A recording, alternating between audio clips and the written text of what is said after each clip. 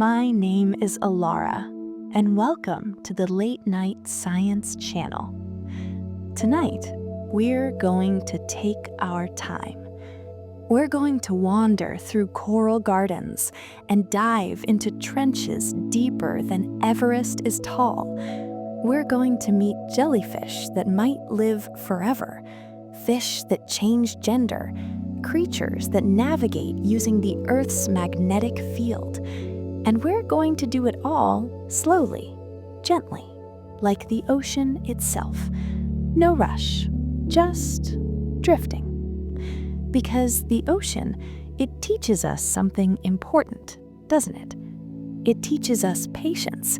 It teaches us that some things can't be hurried, that beauty, real beauty, takes time to unfold. And tonight, we have all the time in the world. So, let's begin.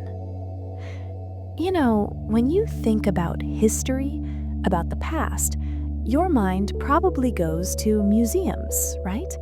Ancient ruins on hillsides, pottery shards in the desert, maybe crumbling temples overgrown with vines. But here's the thing. There's more history lying beneath the ocean than on all the land combined. More artifacts, more stories, more ghosts of the past, just resting there in the quiet dark. Over thousands and thousands of years, ships have sunk, ports have been swallowed by rising seas, entire cities where people lived, loved, argued, dreamed, have slipped beneath the waves and vanished from memory. And the ocean, in its cold, patient way, has preserved them. Because down there, where oxygen is low and temperatures stay stable, things don't decay the way they do on land. Wood doesn't rot as fast. Metal doesn't corrode the same way. So these underwater sites, they become time capsules suspended in salt and silence. Take Pavlo-Petri, for example. It's one of the oldest known underwater cities, lying off the coast of Greece, and it's been down there for thousands of years. Streets, buildings, tombs, all still visible, all still there, just waiting. Or think about the Roman cargo ships scattered across the Mediterranean, their pottery and amphora still intact, still holding traces of wine and olive oil from centuries ago. These aren't just objects, they're connections, links to people who lived lives not so different from ours, really.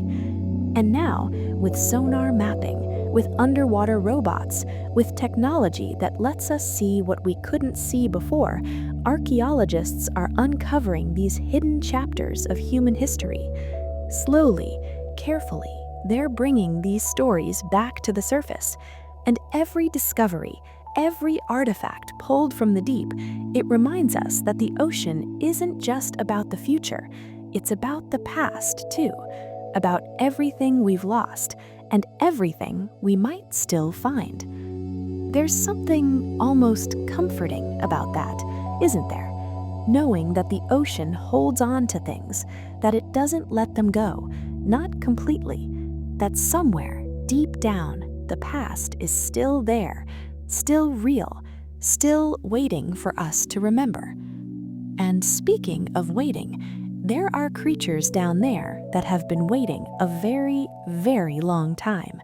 Creatures that, in a way, have figured out how to cheat death itself. Now, most living things, they age. They grow old, they slow down, and eventually, they die. That's just how it works, right? But not everything plays by those rules. There's a species of jellyfish, tiny little thing, barely visible to the naked eye, called Turritopsis dohrnii. And this jellyfish, it can live forever. I know, that sounds impossible, but hear me out. When this jellyfish gets old or injured or stressed, instead of dying, it does something incredible. It transforms its cells back to an earlier stage of development. It essentially resets.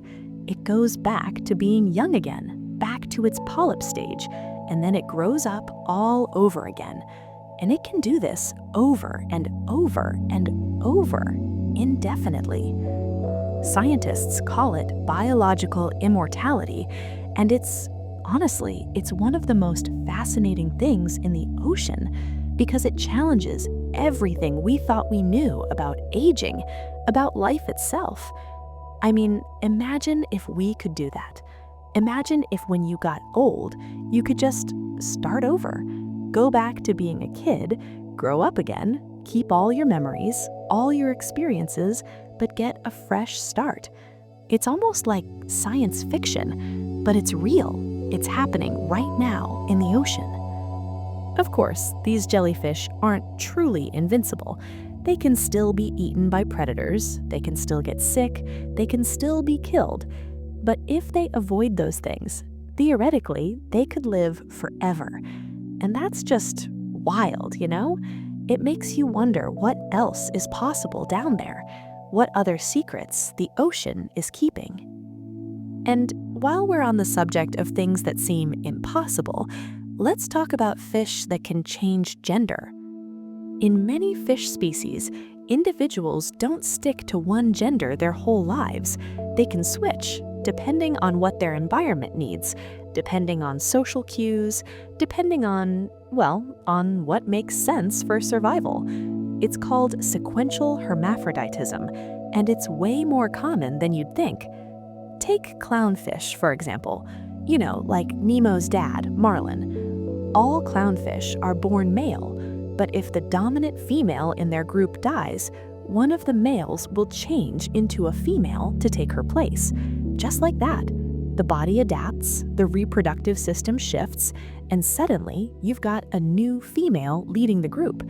It's efficient, it's elegant, and it ensures that the population stays balanced. Or think about certain species of wrasse. They start life as females, and then as they get older or as social conditions change, they transform into males. Bigger, more colorful males that can compete for mates and pass on their genes. It's all about flexibility, about adapting to whatever the ocean throws at you. And honestly, there's something kind of beautiful about that, isn't there? The idea that identity, even something as fundamental as gender, isn't fixed, that life can be fluid, that change is possible, that you can become what you need to be in order to survive and thrive. The ocean teaches us that over and over again. It teaches us that rigidity, it's not always the answer, that sometimes the strongest thing you can do is adapt. Now, let's shift gears a little bit. Let's talk about something big, really, really big. When you think of mountains, you probably picture the Himalayas, right? Everest, towering into the sky, covered in snow and ice, the roof of the world. But here's the thing. The biggest mountain ranges on Earth aren't on land. They're underwater. Beneath the waves, hidden from view, there's a continuous chain of underwater mountains called the mid-ocean ridges. And this chain, it circles the entire globe. It's over 65,000 kilometers long, which is way, way longer than the Andes, longer than the Rockies, longer than any mountain range you can see from the surface. And most people have no idea it's even there. These underwater mountains are sites of incredible geological activity. They form where tectonic plates are pulling apart, where new oceanic crust is being created, where molten rock from deep inside the Earth is pushing up and cooling into stone. It's a slow process, sure, but it's constant, it's powerful, and it shapes the entire ocean floor. And these ridges, they don't just sit there looking pretty.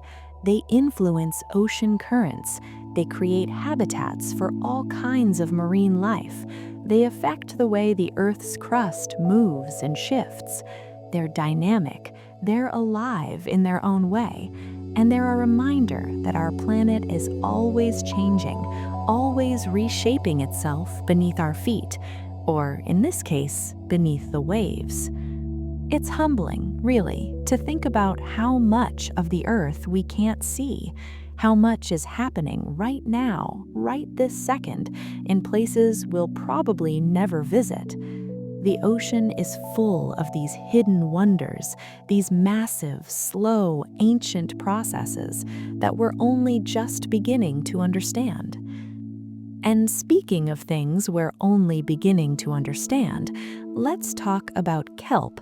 Because kelp, this seaweed, this plant that grows in cold, nutrient-rich waters, it can grow over 1 meter per day. I know that sounds absurd, but it's true.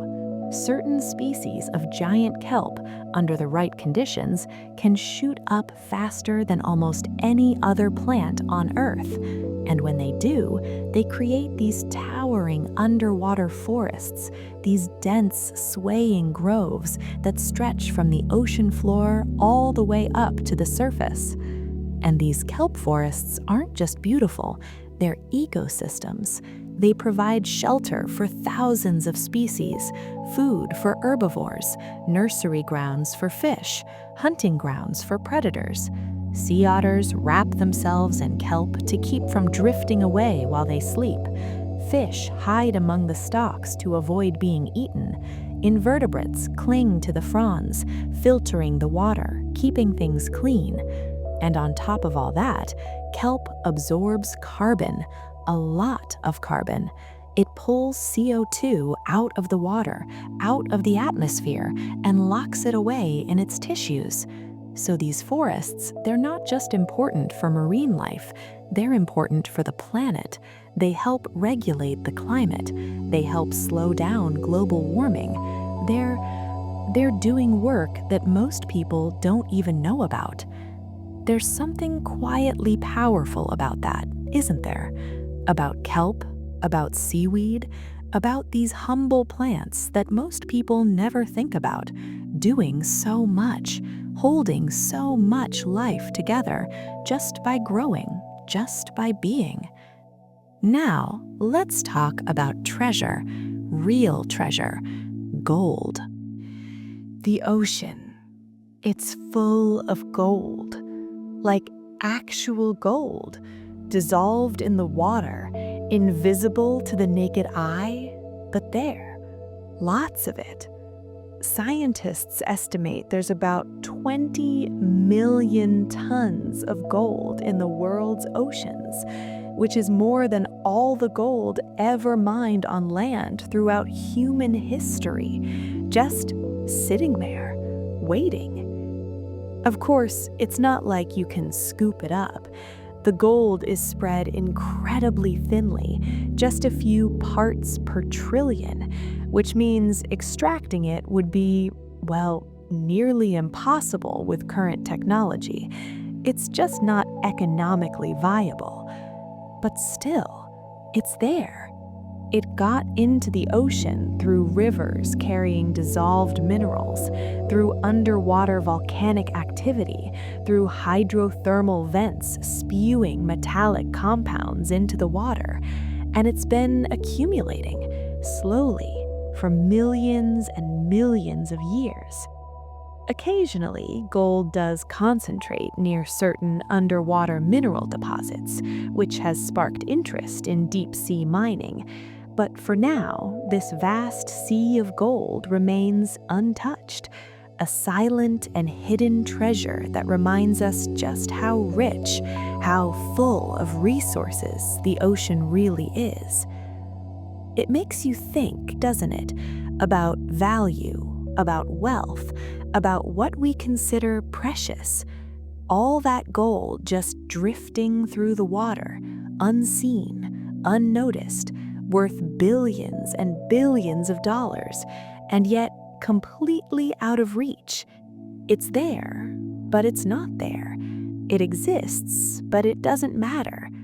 Not really. Not yet. And while we're talking about things that are hard to comprehend, let's talk about depth. because the deepest part of the ocean, it's deeper than the tallest mountain is tall. The Mariana Trench, located in the western Pacific, is the deepest known point in the world's oceans. Its lowest area, the Challenger Deep, plunges nearly 11 kilometers below sea level. That's almost 36,000 feet if you're counting. And to put that in perspective, Mount Everest, the tallest mountain on land, rises about 8.8 kilometers above sea level. So if you took Everest and dropped it into the Mariana Trench, the peak would still be more than a kilometer underwater, over 3,000 feet down. Think about that for a second. Really think about it. The pressure at that depth is more than 1,000 times the pressure at the surface. It's crushing, unimaginable, the kind of force that would instantly kill any human being. And yet, life exists down there. Creatures have adapted to survive in that darkness, in that cold, in that crushing weight. Expeditions have discovered fish, amphipods, strange gelatinous creatures, all thriving in one of the most hostile environments on Earth. And every time we send a submersible down there, we find something new, something we didn't expect, something that challenges what we thought was possible. The Mariana Trench is a reminder, really, of how little we know, of how vast and mysterious the ocean still is, despite all our technology, despite all our exploration. It's a reminder that there's still places on this planet that remain wild, untamed, unreachable. And honestly, I find that comforting. The idea that there are still mysteries left, still places we haven't been, still secrets the Earth is keeping. Which brings me to this. More than 80% of the ocean is still unexplored. Even though the ocean covers more than 70% of Earth's surface, we've only explored a tiny fraction of it.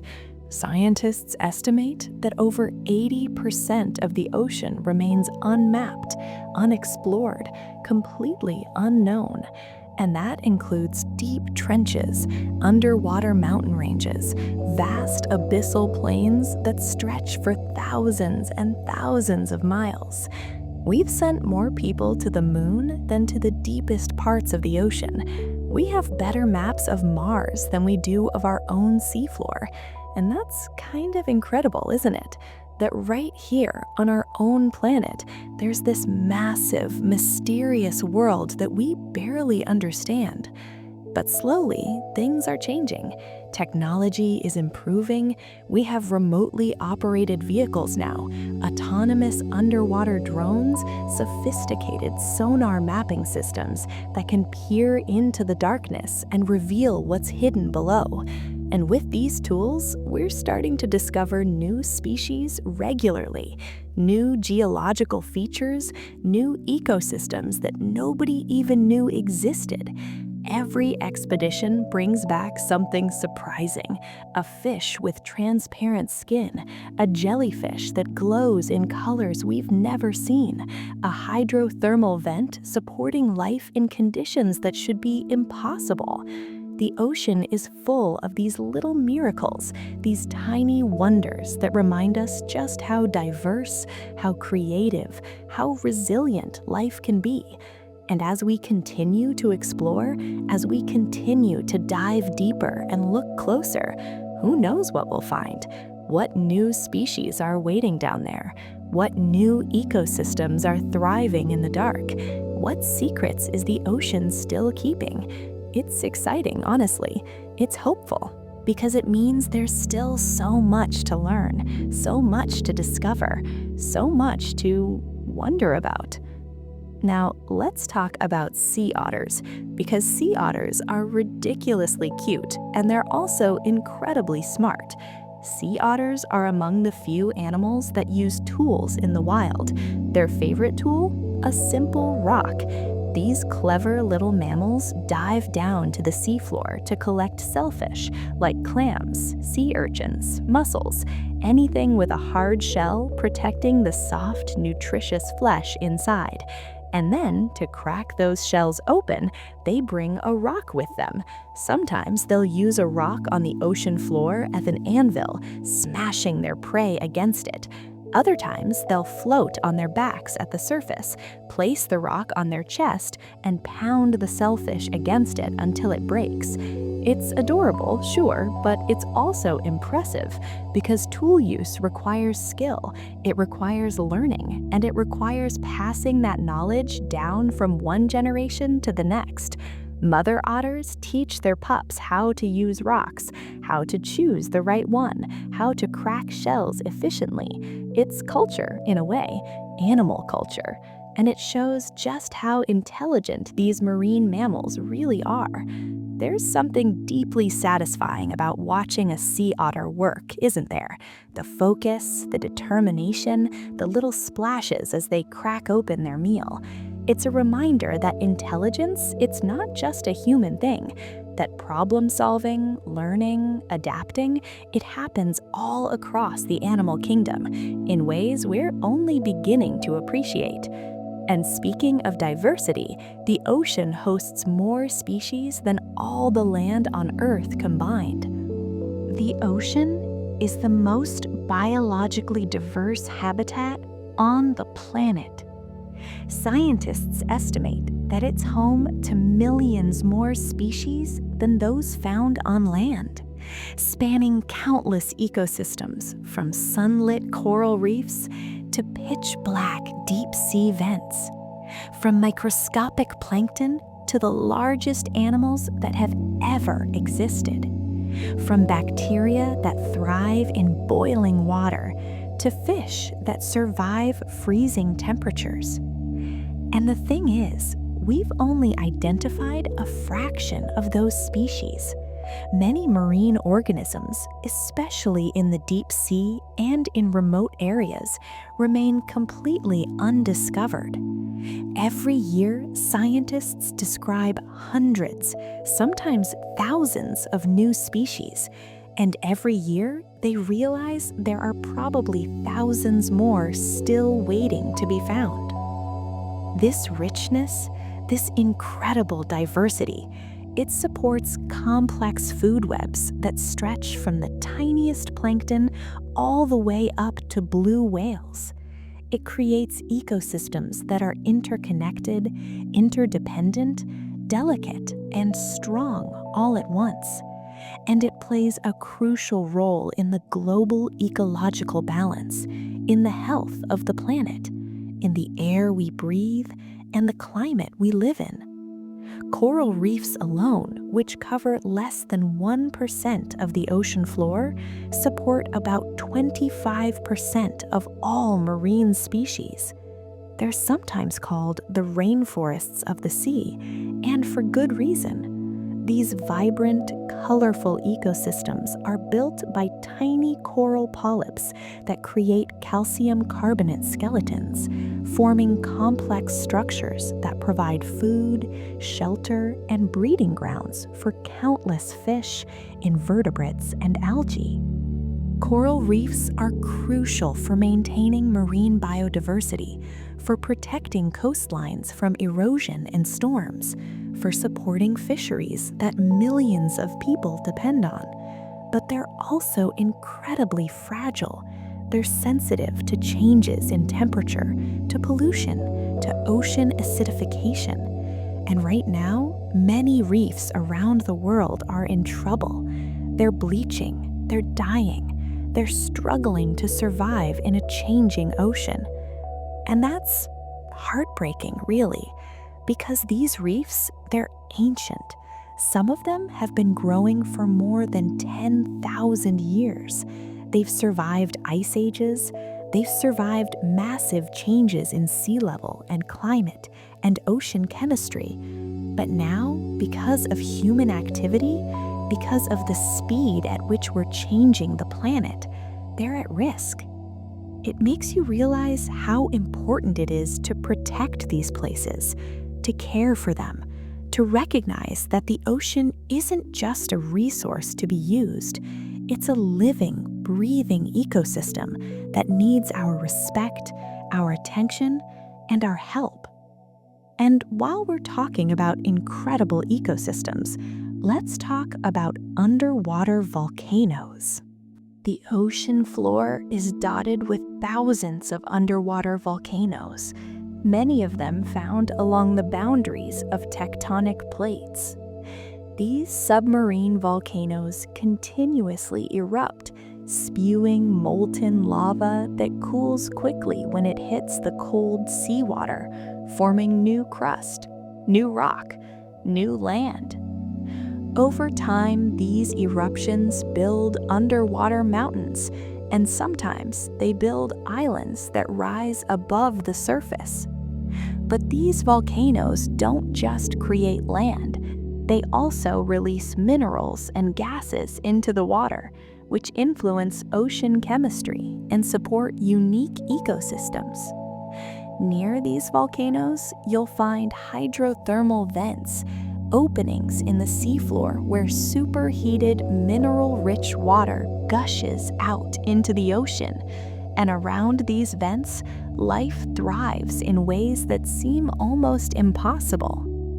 Because these ecosystems, they don't rely on sunlight, they rely on chemicals. Bacteria near the vents perform chemosynthesis, converting hydrogen sulfide and other compounds into energy. And these bacteria form the base of the food chain, supporting giant tube worms, clams, shrimp, crabs, fish, all kinds of creatures that have adapted to live in extreme heat, extreme pressure, complete darkness. It's a hidden world, really, a world powered by the Earth's interior rather than the sun, and it challenges everything we thought we knew about life, about where it can exist, about what it needs to survive. There's something almost alien about hydrothermal vent ecosystems, isn't there? They feel like something from another planet, from a science fiction movie, but they're right here, right now, deep in the ocean, thriving in conditions that should be impossible. And that's the magic of the ocean, isn't it? It constantly surprises us. It constantly shows us that life is more resilient, more adaptable, more creative than we ever imagined. Now, let's talk about something that connects the entire ocean, something that acts like a giant conveyor belt, moving heat and nutrients around the planet. It's called thermohaline circulation. Thermohaline circulation. It's one of those things that most people have never heard of, but it's absolutely crucial to life on Earth. It's a vast, slow-moving current system driven by differences in water temperature and salinity, and it works like a global conveyor belt, moving water around the entire planet. Here's how it works. Warm, salty water flows from the tropics toward the poles. As it travels north or south, it cools down, and as it cools, it becomes denser, heavier. Eventually, this cold, dense water sinks deep into the ocean, down to the bottom, where it begins a long, slow journey back toward the equator along the ocean's floor. Then, eventually, it rises again, warms up, and the cycle continues. This circulation helps distribute heat around the planet, which plays a vital role in regulating climate. It carries warm water to colder regions, keeping places like Western Europe much warmer than they would be otherwise. It also moves nutrients around, bringing rich, nutrient-dense water from the deep ocean up to the surface, where it can support marine life. But here's the thing. This system is delicate. Changes in temperature, changes in salinity, changes in ice melt, they can all disrupt thermohaline circulation. And if that happens, if this conveyor belt slows down or stops, the consequences could be massive. Weather patterns could shift, ecosystems could collapse, entire regions could experience dramatic changes in climate.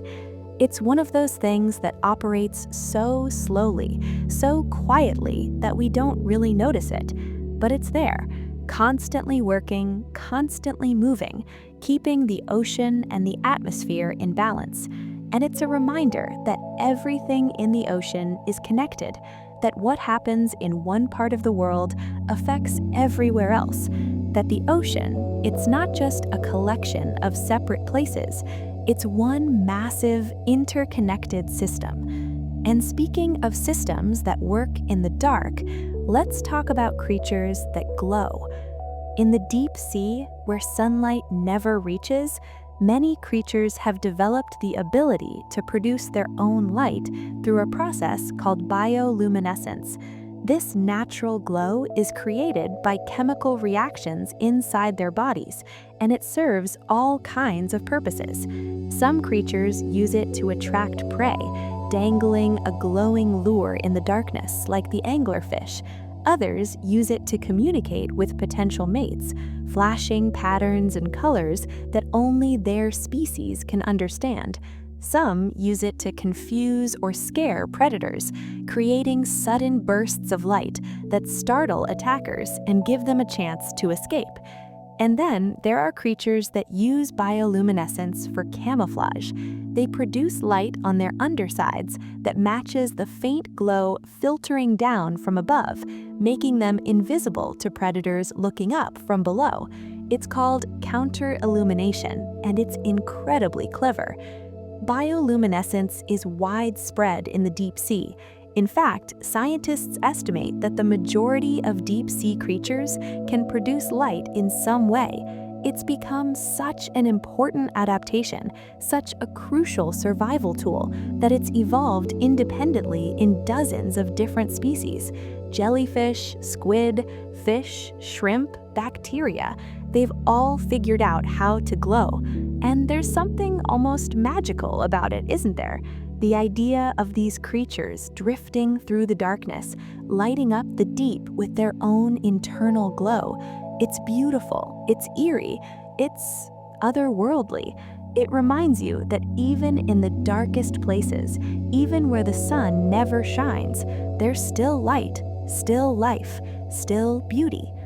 Now, let's talk about size, because the ocean is home to animals bigger than dinosaurs. The blue whale is the largest animal known to have ever existed on Earth. Not just the largest animal alive today, the largest animal ever. These gentle giants can grow up to 30 meters in length, about 100 feet, and they can weigh as much as 200 tons. That's roughly the weight of 33 elephants, or about 2,000 people. It's almost impossible to comprehend. And despite their massive size, blue whales feed almost exclusively on tiny shrimp-like creatures called krill. During feeding season, a single blue whale can consume up to 4 tons of krill per day. 4 tons every single day. They do this by opening their enormous mouths and taking in huge gulps of water, then filtering out the krill through baleen plates. It's called filter feeding, and it's incredibly efficient. Their hearts are the size of small cars. Their tongues can weigh as much as an elephant. Their calls, these low-frequency sounds they produce to communicate with each other, can be heard over vast distances underwater, sometimes hundreds of miles away. They're so loud, so powerful, that they're among the loudest sounds produced by any animal on Earth. Blue whales are a majestic reminder of the ocean's vastness, of the extraordinary scale of life it can support. And the fact that something so huge, so massive, can survive by eating something so tiny, it's a testament to just how rich, how productive, how full of life the ocean really is. But not all of the ocean is the same. Salinity, the concentration of dissolved salts, varies from place to place, and that affects everything from water density to marine life distribution. Ocean water isn't equally salty everywhere. Some areas are saltier than others, and that difference matters. The Red Sea, for example, is one of the saltiest bodies of water on Earth because it experiences high evaporation and low rainfall. The water evaporates, leaving the salt behind, so the concentration just keeps increasing. On the other hand, the Baltic Sea has much lower salinity because it receives huge amounts of fresh water from rivers, which dilutes the salt. These differences in saltiness affect the way water moves. Saltier water is denser, heavier, so it sinks. Fresher water is lighter, so it stays near the surface. This creates layers, stratification, that influence ocean currents and the distribution of nutrients and marine life. Some species can only survive in specific salinity ranges, so changes in salt concentration can have big impacts on where they live and how they thrive. Salinity also plays a crucial role in regulating ocean circulation and climate patterns worldwide. It's one of the factors that drives thermohaline circulation, that global conveyor belt we talked about earlier. Without differences in salinity, without that variation, the ocean wouldn't move the way it does. And if the ocean didn't move, the climate would be very, very different. It's fascinating, really, how something as simple as salt can have such a profound impact on the entire planet. But that's the ocean for you. Everything matters. Every detail, every difference, every little variation, it all adds up to create this massive, complex, interconnected system. And while we're talking about ancient things, some coral reefs have been growing continuously for more than 10,000 years. Coral reefs are among the oldest living structures on Earth. They form slowly, layer by layer, as coral polyps build their calcium carbonate skeletons on top of the skeletons of previous generations. Over thousands of years, this process creates massive, complex structures that support a quarter of all marine species. These ancient reefs have survived ice ages.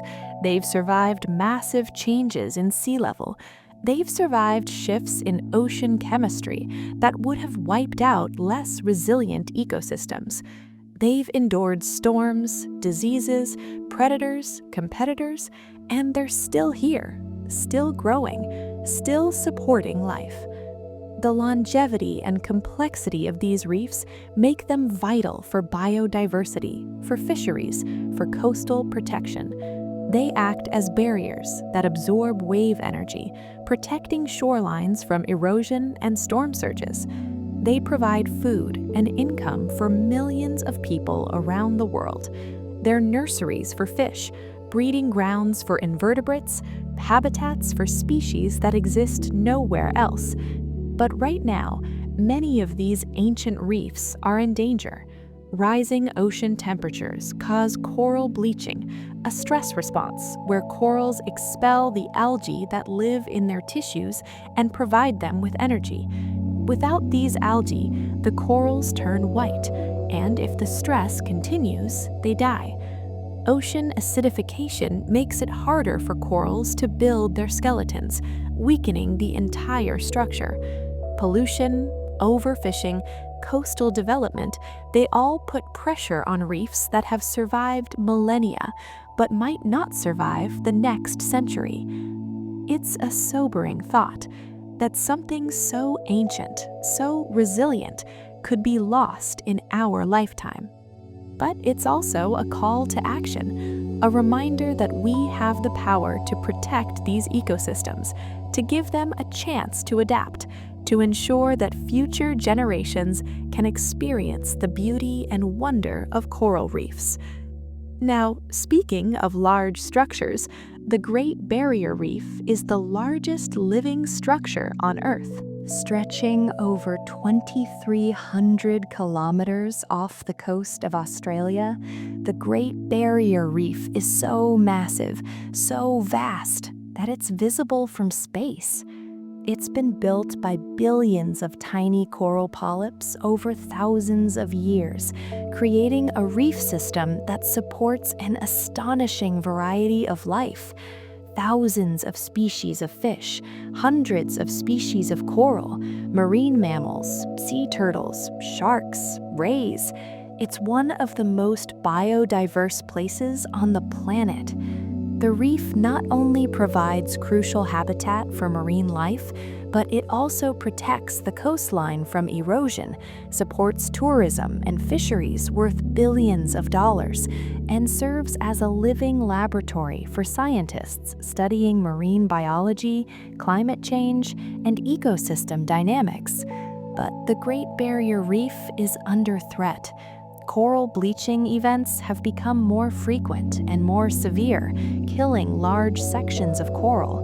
Pollution from agricultural runoff carries nutrients and sediments that smother reefs and fuel algae blooms. Climate change is warming the water and making it more acidic, both of which stress corals and make it harder for them to survive. Conservation efforts are underway, of course. Scientists are working to restore damaged areas, to breed heat-resistant corals, to reduce pollution and protect critical habitats. But it's a race against time, and the outcome, it's not certain. The Great Barrier Reef is a reminder that even the largest, most magnificent natural structures, they're fragile. They need our care, our attention, our respect, and they need us to act, to make changes, to prioritize the health of the planet over short-term convenience. Now, let's shift focus now, down to the deepest parts of the ocean, because the deep sea is the largest habitat on Earth by volume. While the ocean's surface gets all the attention, the deep sea, the areas below 200 meters, makes up the largest habitat on Earth by volume. It spans more than half the planet's surface and contains over 90% of the ocean's water. This dark, cold, high-pressure environment is home to countless unique creatures adapted to extreme conditions. Down there, the pressure is immense, the temperature hovers just above freezing, and there's no sunlight at all. Yet life thrives. Fish with enormous eyes to catch every bit of faint light. Creatures with soft, gelatinous bodies that can withstand crushing pressure. Predators with bioluminescent lures that dangle in the darkness, waiting for prey to come close. Despite its vastness, the deep sea remains one of the least explored places on Earth. Many species are still unknown to science, and new discoveries are made regularly. Understanding this habitat is essential to uncovering the full diversity of life on our planet, and it's a reminder that there's still so much we don't know, so much left to discover. And while we're talking about challenging environments, let's talk about dead zones. Dead zones are areas in the ocean where oxygen levels have dropped so low that most marine life cannot survive. These hypoxic regions are often caused by nutrient pollution from rivers and agricultural runoff, which fuels massive algae blooms. When the algae die and decompose, bacteria consume the oxygen in the water, creating conditions where fish, crustaceans, and other animals suffocate. Dead zones can devastate local fisheries, disrupt ecosystems, and reduce biodiversity. They've been increasing in number and size worldwide, posing a significant challenge to ocean health and to human communities that rely on fishing for food and income. The causes of dead zones are largely human-made, but that also means we have the power to fix them. Reducing nutrient runoff, improving agricultural practices, protecting wetlands that filter pollutants. These are all steps we can take to restore oxygen levels and bring these areas back to life. It's not easy, sure, but it's possible. And it's necessary because the ocean, it can't keep absorbing our mistakes forever. At some point, we have to take responsibility. We have to change. Now, let's talk about something truly remarkable: hydrothermal vents that support entire ecosystems powered by chemicals instead of sunlight. Hydrothermal vents are underwater geysers found near volcanic activity on the ocean floor. They release superheated, mineral-rich water that can reach temperatures of over 400 degrees Celsius. And around these vents, in this extreme environment, life thrives. But not through photosynthesis. There's no sunlight down there after all. Instead, organisms near vents rely on chemosynthesis. Bacteria convert chemicals like hydrogen sulfide, which would be toxic to most life, into energy. And these bacteria form the base of the food chain, supporting an entire ecosystem of creatures that have adapted to these harsh conditions. Giant tube worms, some reaching lengths of over 2 meters, anchor themselves near vents and absorb the bacteria through their tissues. Clams and mussels filter the water for nutrients. Shrimp and crabs scavenge for food. Strange, eyeless fish hunt in the darkness. It's a complete ecosystem, thriving in a place where, by all accounts, nothing should be able to survive. Hydrothermal vent ecosystems challenge traditional ideas about the conditions necessary for life. They show us that life doesn't need sunlight, doesn't need oxygen in the way we thought, doesn't need normal. Life just needs energy. And if it can find energy, no matter how strange the source, it'll find a way. These discoveries have profound implications, not just for understanding Earth's oceans, but for thinking about life elsewhere in the universe. If life can thrive near hydrothermal vents on Earth, could it exist in similar environments on other planets or moons? Could there be life in the subsurface oceans of Europa or Enceladus, powered by the same kind of chemical energy? It's a beautiful thought, really, that the ocean, our ocean, might hold clues to answering one of humanity's biggest questions. Are we alone? Now, let's talk about intelligence, specifically the intelligence of the sperm whale, which has the largest brain of any animal. The sperm whale's brain weighs about 7 kilograms, roughly 15 pounds, making it the heaviest brain on Earth. This massive brain supports complex behaviors like deep diving, sophisticated vocal communication, and intricate social structures.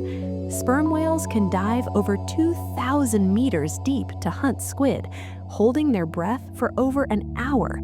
They use echolocation, producing powerful clicks that bounce off objects in the dark, allowing them to navigate and find prey even in complete darkness. Their clicks are among the loudest sounds produced by any animal, capable of stunning or even killing squid with focused blasts of sound.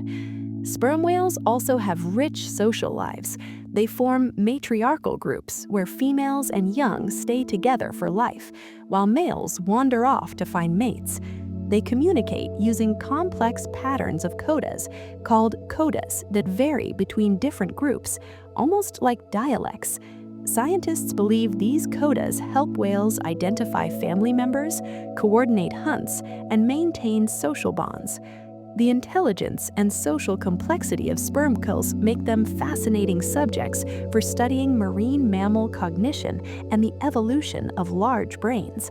And they remind us, once again, that intelligence, it's not exclusive to humans. It's everywhere in the ocean, taking forms we're only beginning to understand. Let's talk about waves now, because ocean waves can travel thousands of miles without losing much energy. Ocean waves, created by wind blowing across the water's surface, can travel vast distances, sometimes thousands of miles, carrying the power of storms far from their origin. These waves, called swell waves, can cross entire ocean basins, reaching distant shores days or even weeks after they were formed. Swell waves from storms in the Pacific can be felt as far away as Hawaii, the coasts of California, even Australia. Surfers pay attention to these waves, tracking storms across the ocean and predicting when the swell will arrive at their local beaches. And the waves don't just affect surfers. They shape coastlines, move sediments, influence marine navigation, and even help distribute nutrients in coastal waters. This long-distance wave travel is a reminder of how connected the ocean is. A storm in one part of the world can create waves that ripple out, literally, affecting places thousands of miles away. The ocean doesn't have borders. It's all one, all connected, all shared. And speaking of shared resources, the ocean absorbs around 30% of human-produced carbon dioxide. The ocean acts as a major carbon sink, absorbing approximately 30% of the CO2 emitted by human activities, like burning fossil fuels, deforestation, and industrial processes. This absorption helps slow global warming, which is good news, right? But it comes with a cost. When the ocean absorbs CO2, the carbon dioxide reacts with seawater to form carbonic acid, which lowers the pH of the water. This process is called ocean acidification, and it's happening fast.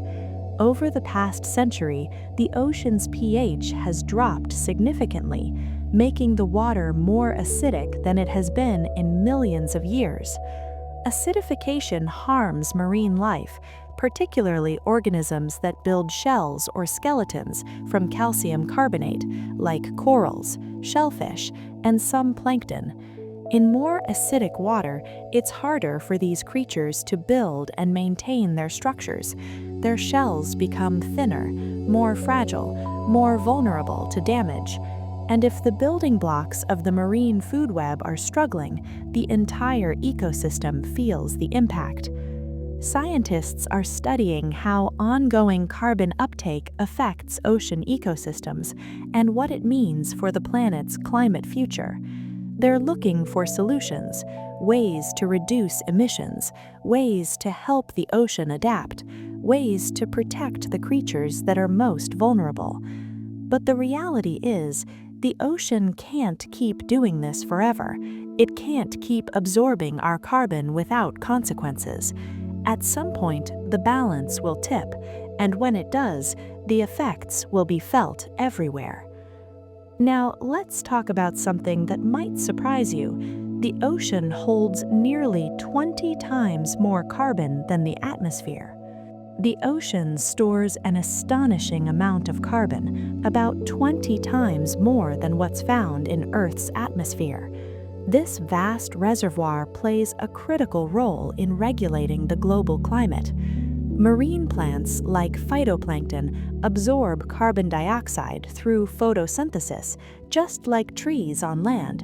And when these organisms die, their carbon-rich bodies sink to the seafloor, trapping carbon for centuries or even longer. This storage mechanism, often called the biological carbon pump, helps balance carbon levels in the atmosphere and slow the pace of global warming. But like so many ocean processes, it's sensitive to change. Warming waters, acidification, changes in nutrient availability, they can all affect the efficiency of the biological carbon pump. And if the ocean's ability to store carbon weakens, if it can't absorb as much as it used to, then more CO2 will remain in the atmosphere, accelerating climate change. It's a feedback loop, really. The more we warm the planet, the less the ocean can help, and the faster things get worse. It's a heavy thought, but it's also a reminder of why the ocean matters, why protecting it, understanding it, caring for it. It's not just about fish and coral and whales. It's about the entire planet. It's about us. Let's shift something a little lighter now. Phytoplankton blooms. Phytoplankton populations in the ocean undergo dramatic seasonal blooms that are so extensive they can be seen from space. These tiny marine plants multiply rapidly when conditions like sunlight, nutrients, and temperature are just right, creating massive patches of green or blue that stretch for hundreds of miles. These blooms fuel the marine web, supporting everything from tiny zooplankton to fish, seabirds, and whales. They're essential for ocean productivity, and they play a huge role in carbon cycling, absorbing CO2 from the atmosphere and producing oxygen through photosynthesis. But not all blooms are beneficial. Some, called harmful algal blooms, produce toxins that can kill fish, poison shellfish, and even harm humans who eat contaminated seafood. These harmful blooms have been increasing in frequency and intensity, often linked to nutrient pollution and warming waters.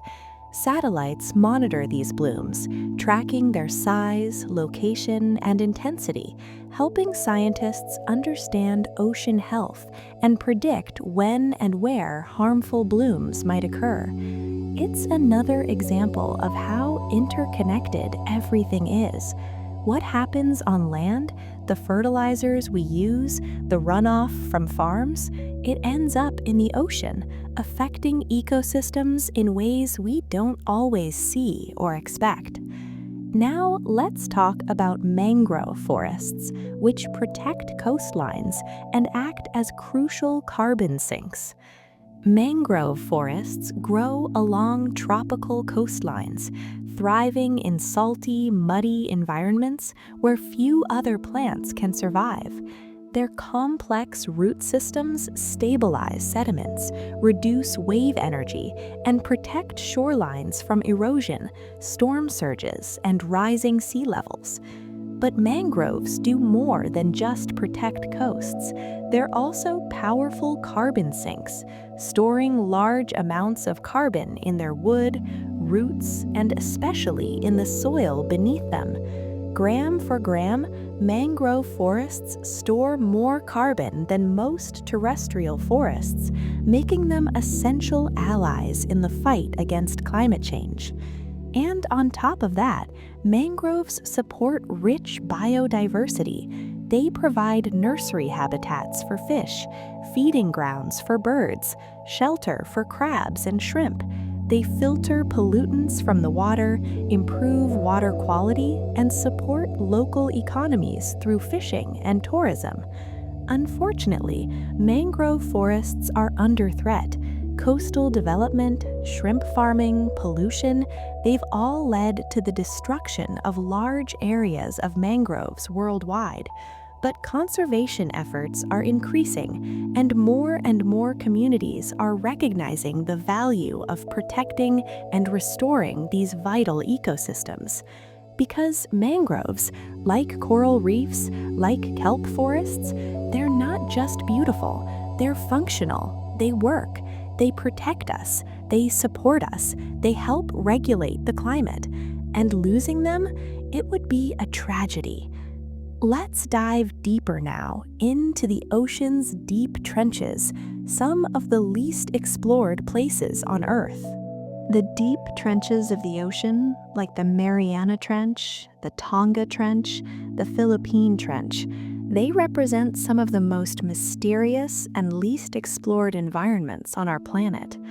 These narrow, deep valleys plunge thousands of meters below the surface, reaching depths where the pressure is so intense, the darkness so complete, that few humans have ever been there.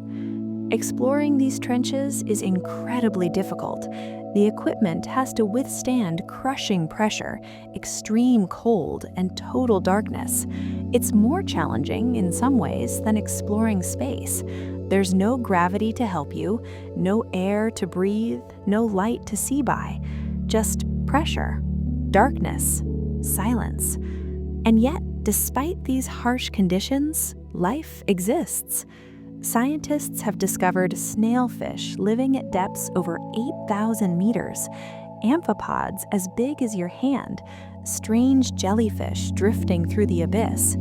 Every expedition to these trenches reveals something new, something unexpected, something that challenges our understanding of where and how life can exist. Exploring these trenches helps us understand not just the ocean, but the limits of life itself, the geology of our planet, the processes that shape the Earth's crust. It's frontier science, really, pushing the boundaries of what's possible, what's known, what we think we understand. Now, let's talk about something unusual, the blob. The blob is a massive patch of unusually warm water that appeared in the Pacific Ocean a few years ago. This warm area stretched over hundreds of miles and disrupted marine ecosystems by altering currents and affecting the behavior of sea life. Fish migrated to cooler waters, whales followed their prey to new locations, seabirds struggled to find food. The blob was linked to unusual weather patterns on the west coast of North America, including droughts, changes in storm tracks, and shifts in temperature. It highlighted how variations in ocean temperature can have wide-reaching impacts on both marine life and terrestrial weather.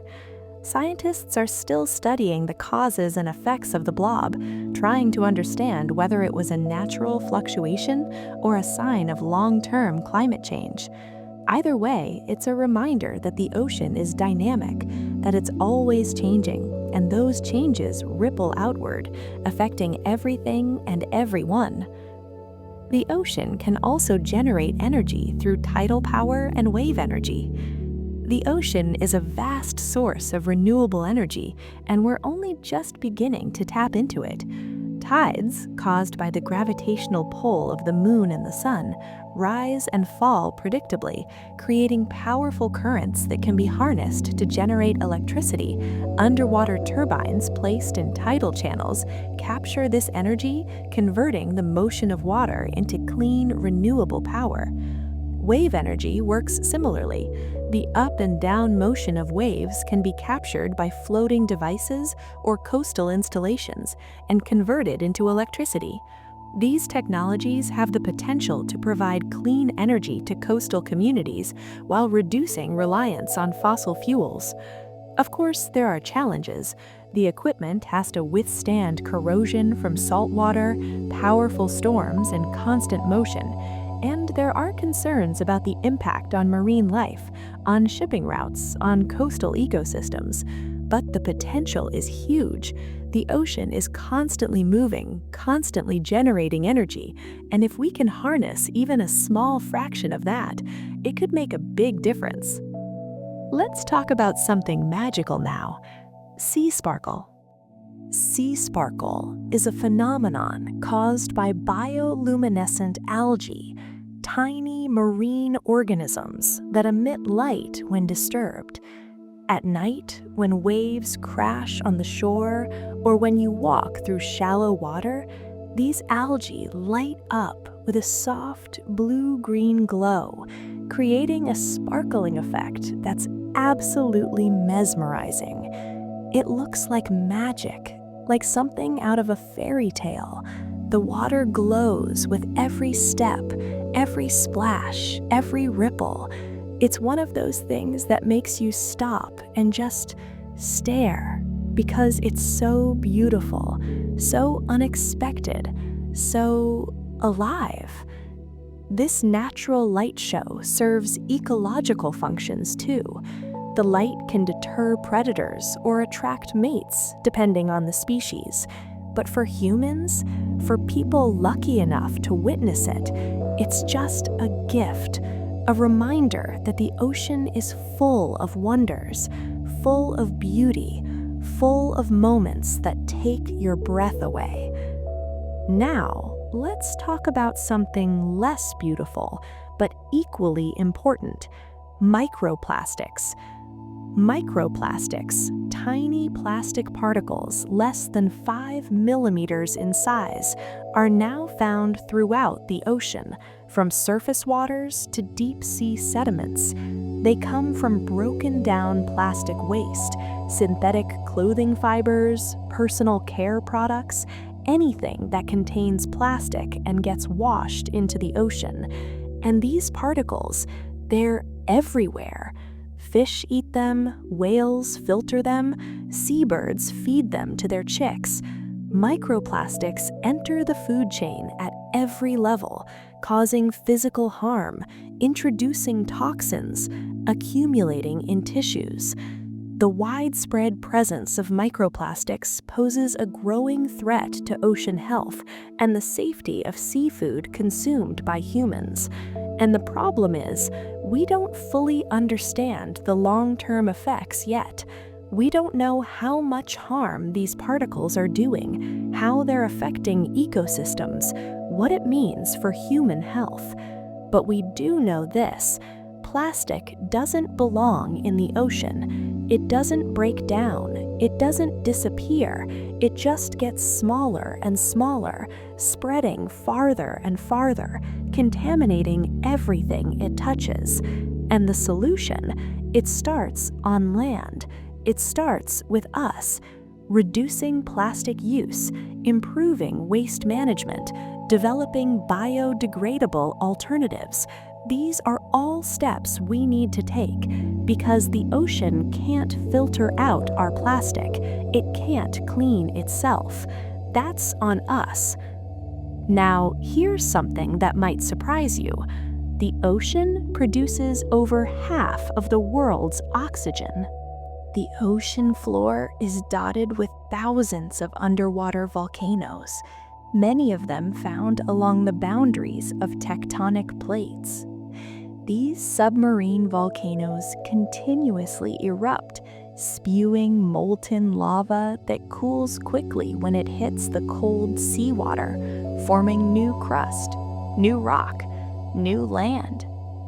Over time, these eruptions build underwater mountains, and sometimes they build islands that rise above the surface. But these volcanoes don't just create land. They also release minerals and gases into the water, which influence ocean chemistry and support unique ecosystems. Near these volcanoes, you'll find hydrothermal vents, openings in the seafloor where superheated, mineral-rich water gushes out into the ocean. And around these vents, life thrives in ways that seem almost impossible. Because these ecosystems, they don't rely on sunlight, they rely on chemicals. Bacteria near the vents perform chemosynthesis, converting hydrogen sulfide and other compounds into energy. And these bacteria form the base of the food chain, supporting giant tube worms, clams, shrimp, crabs, fish, all kinds of creatures that have adapted to live in extreme heat, extreme pressure, complete darkness. It's a hidden world, really, a world powered by the Earth's interior rather than the sun, and it challenges everything we thought we knew about life, about where it can exist, about what it needs to survive. There's something almost alien about hydrothermal vent ecosystems, isn't there? They feel like something from another planet, from a science fiction movie. But they're right here, right now, deep in the ocean, thriving in conditions that should be impossible. And that's the magic of the ocean, isn't it? It constantly surprises us. It constantly shows us that life is more resilient, more adaptable, more creative than we ever imagined. Now, let's talk about something that connects the entire ocean, something that acts like a giant conveyor belt, moving heat and nutrients around the planet. It's called thermohaline circulation. We often credit forests for producing oxygen, and they do, of course, but the ocean actually generates more than half of the oxygen we breathe. This vital role is mainly carried out by microscopic plants called phytoplankton, which use sunlight to convert carbon dioxide into oxygen through photosynthesis. Despite their tiny size, phytoplankton are incredibly abundant, forming the foundation of the marine web food and supporting life not just in the ocean, but on land as well. Every other breath you take, it comes from the ocean, from these tiny, drifting organisms that most people never think about, never see, never appreciate. It's humbling, really, to realize how dependent we are on the ocean, on these microscopic plants, on processes happening beneath the waves that we barely understand. Without phytoplankton, without their constant production of oxygen, life on Earth would be very, very different. The ocean's currents also regulate global climate, acting like massive conveyor belts that move heat and nutrients around the world. We talked about thermohaline circulation earlier, but it's worth emphasizing again just how important ocean currents are. Currents like the Gulf Stream carry warm water from the Caribbean across the Atlantic to Western Europe, keeping climates milder than they would be otherwise. Without the Gulf Stream, places like the UK and Ireland would be much colder, more like Canada at similar latitudes. Changes in these currents can influence weather patterns worldwide, sometimes causing extreme events like droughts, floods, or cold snaps. And as the climate warms, as ice sheets melt and dump fresh water into the ocean, there's concern that these currents could slow down or shift, with consequences we can't fully predict. It's another example of how interconnected everything is, how what happens in one part of the ocean affects the entire planet, how we're all in this together, whether we realize it or not. The ocean even has its own weather systems, like underwater tornadoes called vortices. Just like the atmosphere, the ocean experiences dynamic weather beneath its surface. Underwater vortices, spinning masses of water that can stretch for miles, form when currents collide or flow around obstacles. These swirling columns of water mix nutrients, redistribute heat, and shape habitats. Vortices play a significant role in ocean circulation and the distribution of organisms. They can trap plankton and nutrients, creating hotspots of productivity where fish and marine mammals gather to feed. They influence migration patterns, breeding cycles, even the distribution of pollutants. The underwater world is as lively and complex as the sky above, with its own storms, its own currents, its own life. And we're only just beginning to understand how it all works.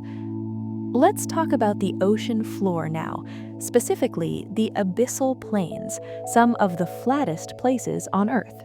Far beneath the waves, the ocean floor features vast, flat regions known as abyssal plains. These areas can extend for thousands of square kilometers and are among the flattest surfaces anywhere on the planet. They're formed by the gradual settling of fine sediments over millions of years, layer after layer, until the seafloor becomes smooth, level, almost serene. Abyssal plains lie at depths between 3,000 and 6,000 meters, where the pressure is immense, the temperature just above freezing, and the darkness absolute. And yet, even here, life exists. Creatures adapted to the extreme conditions drift, crawl, and hunt in the soft sediment. These plains play a crucial role in Earth's geology and ocean ecosystems. They're where sediments accumulate, where organic material from the surface eventually settles, where the slow processes of fossilization and burial take place. Millions of years from now, the abyssal plains of today might be lifted up by tectonic forces, becoming mountains or plateaus on land. It's all part of the endless cycle, the slow transformation of the Earth's crust. Now, let's talk about ice, specifically the ice sheets covering Antarctica and Greenland, and how they affect global sea levels and ocean currents. The massive ice sheets covering Antarctica and Greenland hold enormous amounts of frozen water, enough to significantly raise global sea levels if they were to melt. And right now, they're melting, faster than they have in thousands of years. When ice sheets melt, they don't just raise sea levels. The fresh water they release also affect ocean currents by altering the salinity and density of seawater. Remember thermohaline circulation, that global conveyor belt? It depends on differences in temperature and salinity. If you dump massive amounts of fresh water into the ocean, you mess with that balance. And if you mess with that balance, you disrupt climate systems, marine ecosystems, weather patterns. The melting of polar ice is one of the clearest signs of climate change, and its effects ripple outward, affecting coastlines, ocean circulation, marine life, and weather all over the world.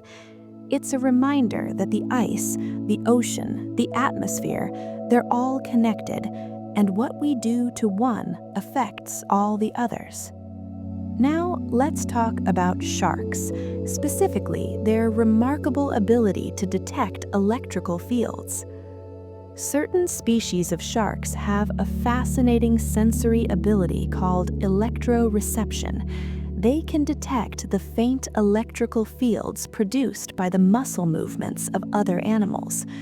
This sense allows them to locate prey hidden beneath sand or in murky water, even when visibility is poor.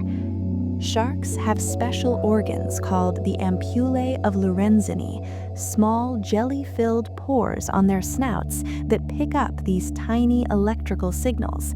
It's like having a sixth sense, a radar that works even in complete darkness.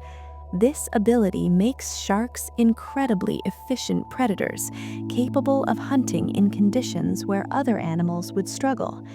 It's also a reminder of how diverse and specialized senses can be in the animal kingdom.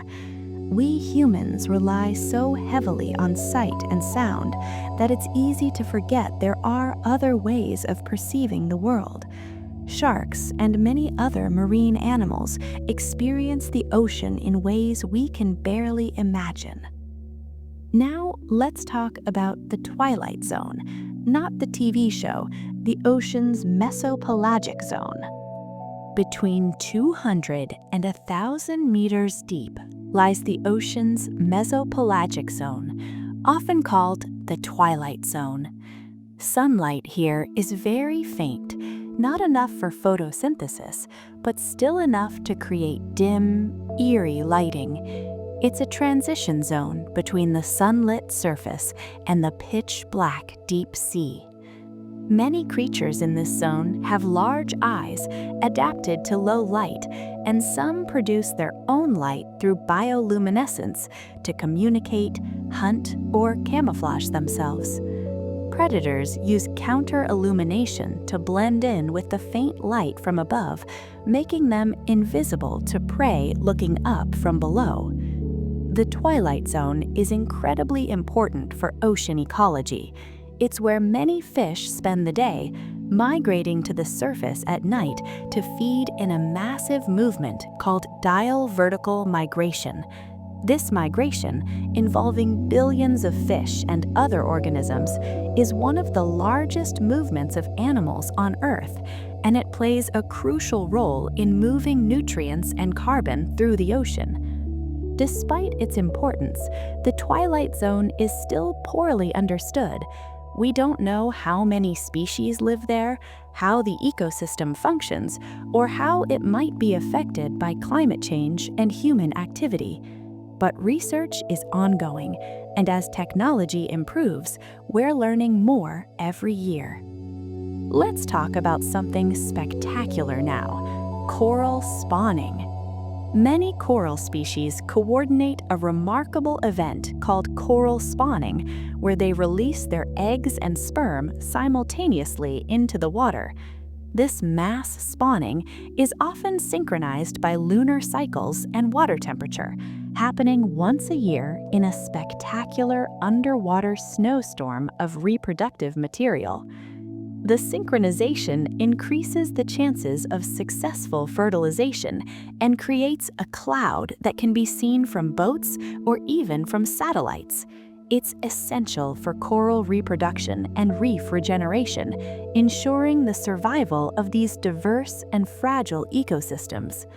Witnessing coral spawning is like watching the ocean come alive. It's a reminder that even in places that seem still, quiet, unchanging, life is always moving, always reproducing, always continuing. It's a celebration, really, a moment of hope. And speaking of hope, let's talk about kelp forests again, but this time focusing on the habitat they provide. Kelp forests create complex, three-dimensional habitats that support thousands of marine species. The towering kelp stalks provide shelter from predators, food for herbivores, surfaces for invertebrates to attach to, and hunting grounds for predators. Sea otters, as we mentioned, use kelp to anchor themselves while they sleep. Fish hide among the fronds to avoid being eaten. Invertebrates filter the water, keeping it clean. It's a complete ecosystem, thriving in nutrient-rich, cold waters along coastlines around the world. Kelp forests also help protect coastlines by reducing wave energy, and they play an important role in carbon sequestration, pulling CO2 out of the water and atmosphere and storing it in their tissues. They grow rapidly, they support biodiversity, and they provide ecosystem services that benefit both marine life and humans.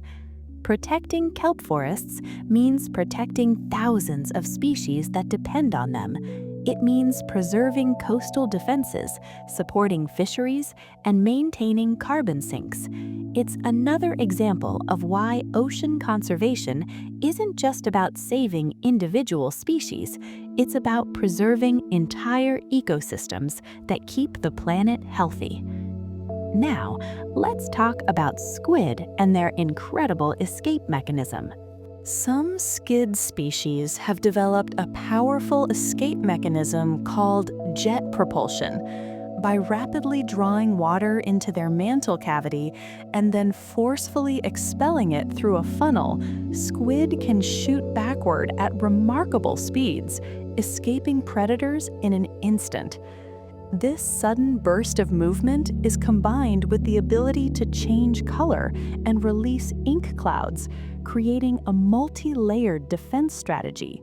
The ink confuses predators, the color change makes the squid harder to track, and the jet propulsion gets them out of danger fast.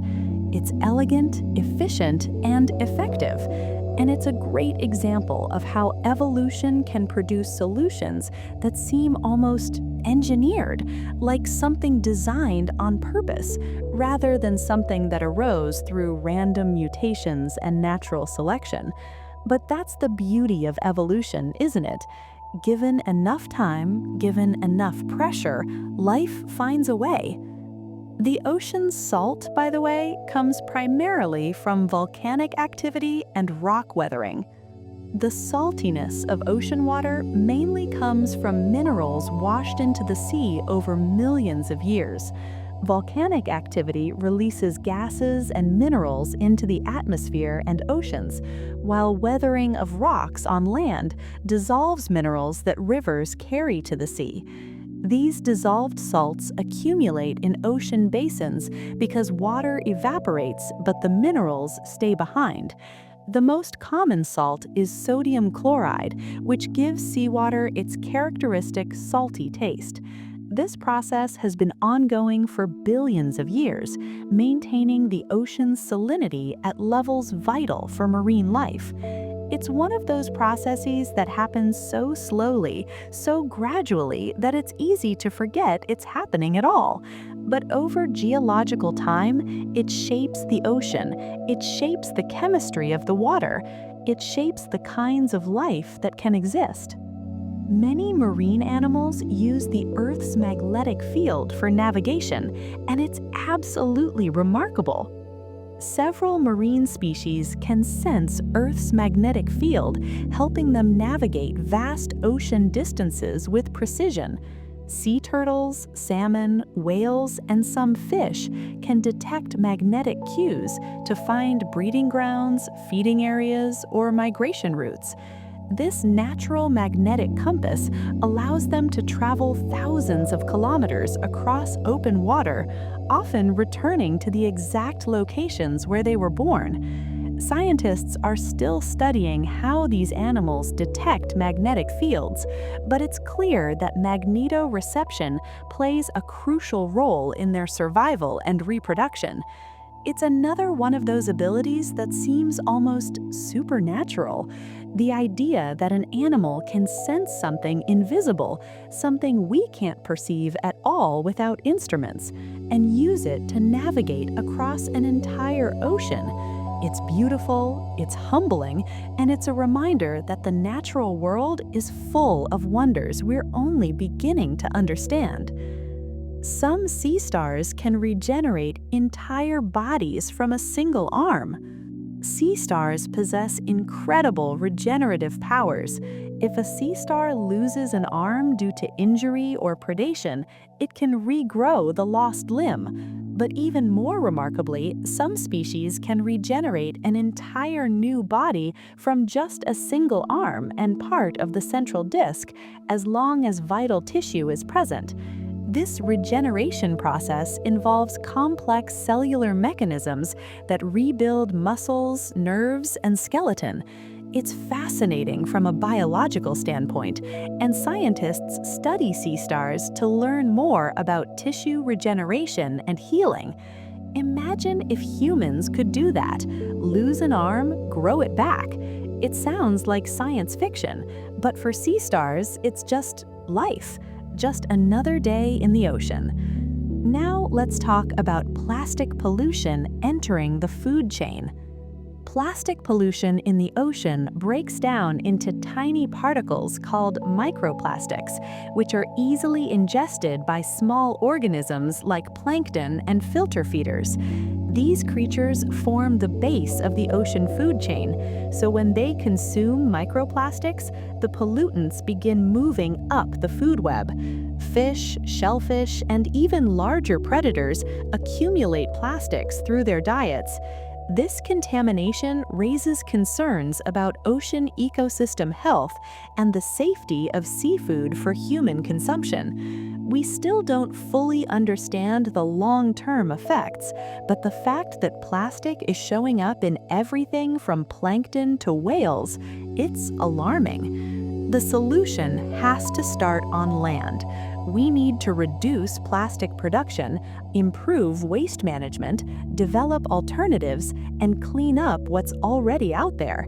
Because the ocean, it can't fix this problem on its own. Ocean acidification threatens shell-building creatures like clams and crabs. As the ocean absorbs carbon dioxide from the atmosphere, its chemistry changes, becoming more acidic. This acidification makes it harder for marine animals like clams, crabs, oysters, and corals to build and maintain their calcium carbonate shells and skeletons. acidic waters dissolve the minerals these creatures rely on, weakening shells and slowing growth. This poses serious risks to marine ecosystems and fisheries that depend on shell-building species. It's another consequence of carbon emissions, another way our actions on land ripple out into the ocean. Scientists are closely monitoring ocean chemistry changes to understand and mitigate the long-term impacts. But the best solution is clear: reduce carbon emissions, slow the rate of acidification, give the ocean and the creatures that live in it a chance to adapt.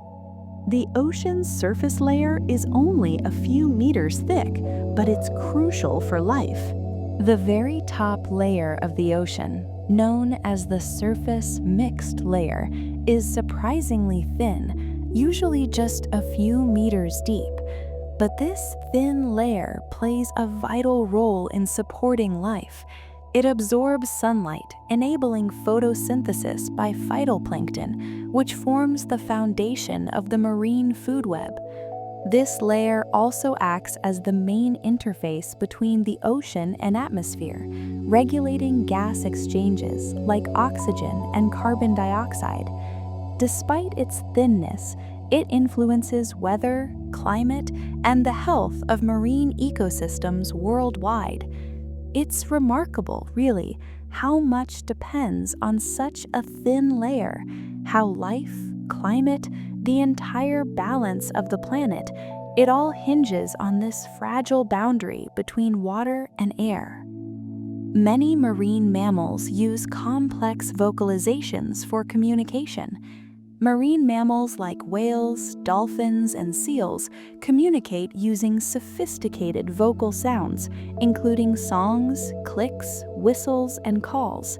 These vocalizations can convey information about identity, location, mating readiness, and social bonds.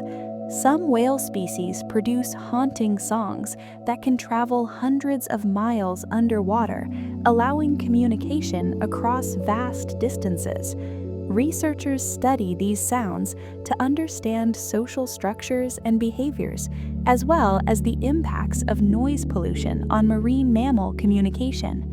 It's a language we're only beginning to decode, but every discovery brings us closer to understanding how these animals think, how they communicate, how they experience the ocean. And the more we learn, the more we realize how much we still don't know.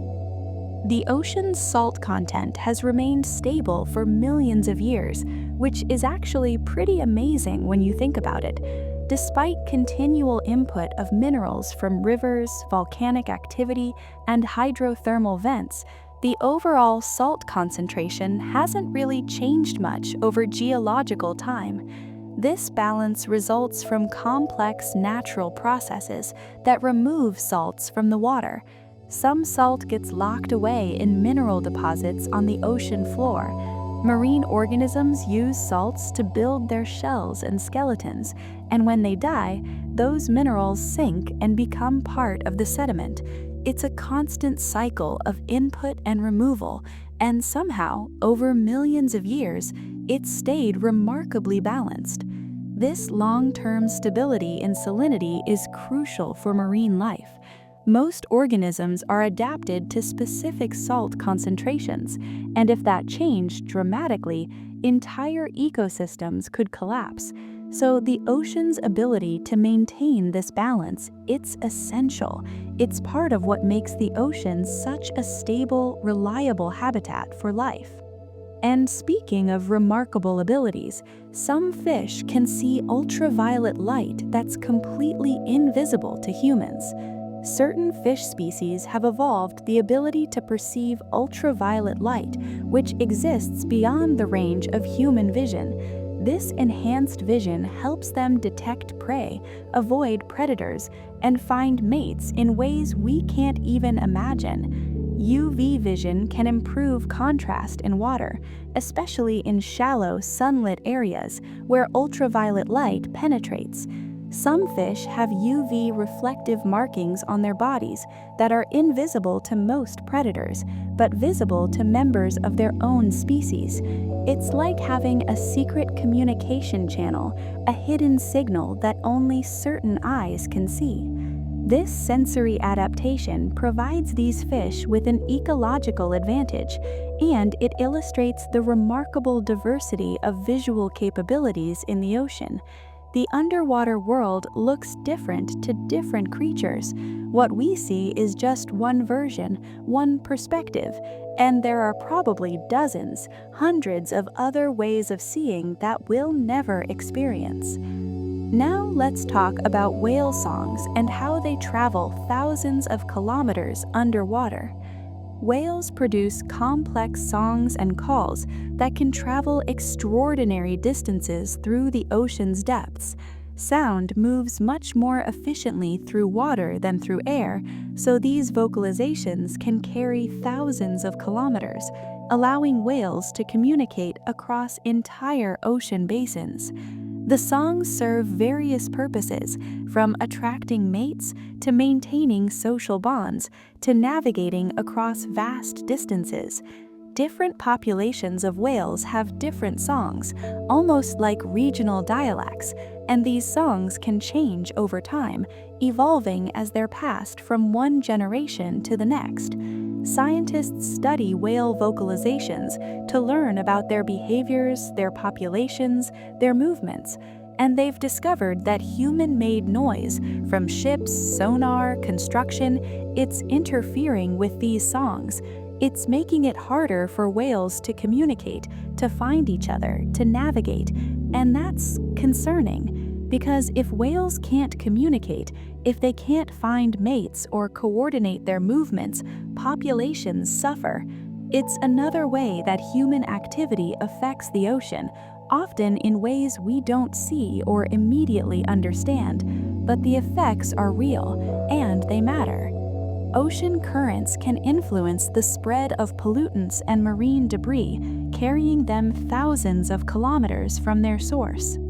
The ocean's deadliest creatures often use venom or toxins for defense, and some of these venoms are absolutely terrifying. Take the box jellyfish, for example. Its venom is among the deadliest in the world, capable of causing heart failure in humans within minutes. The pain is described as excruciating, overwhelming, and the sting can kill before you even reach shore. The stonefish, often camouflaged against the ocean floor, delivers venom through sharp spines that can cause severe pain, tissue damage, and even death. And cone snails, which look harmless, beautiful even, they use a venomous harpoon to stun prey instantly. Some species have venom powerful enough to kill a human.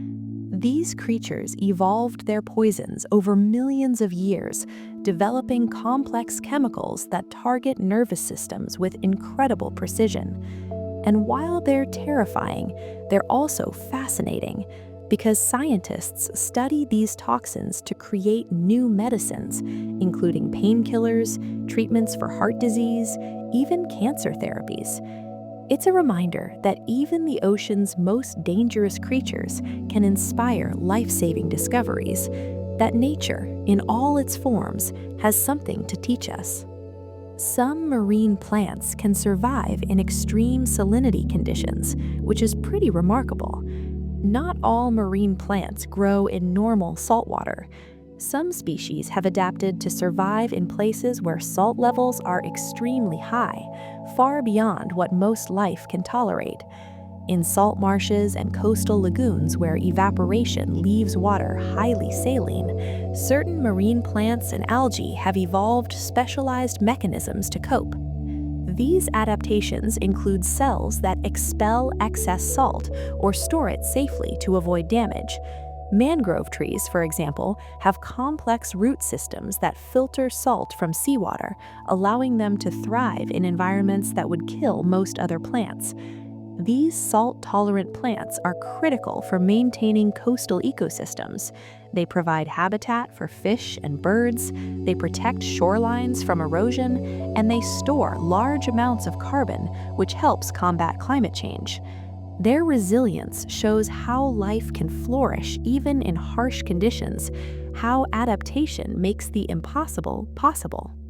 The ocean's surface temperature has risen significantly over the past century, and the consequences are profound.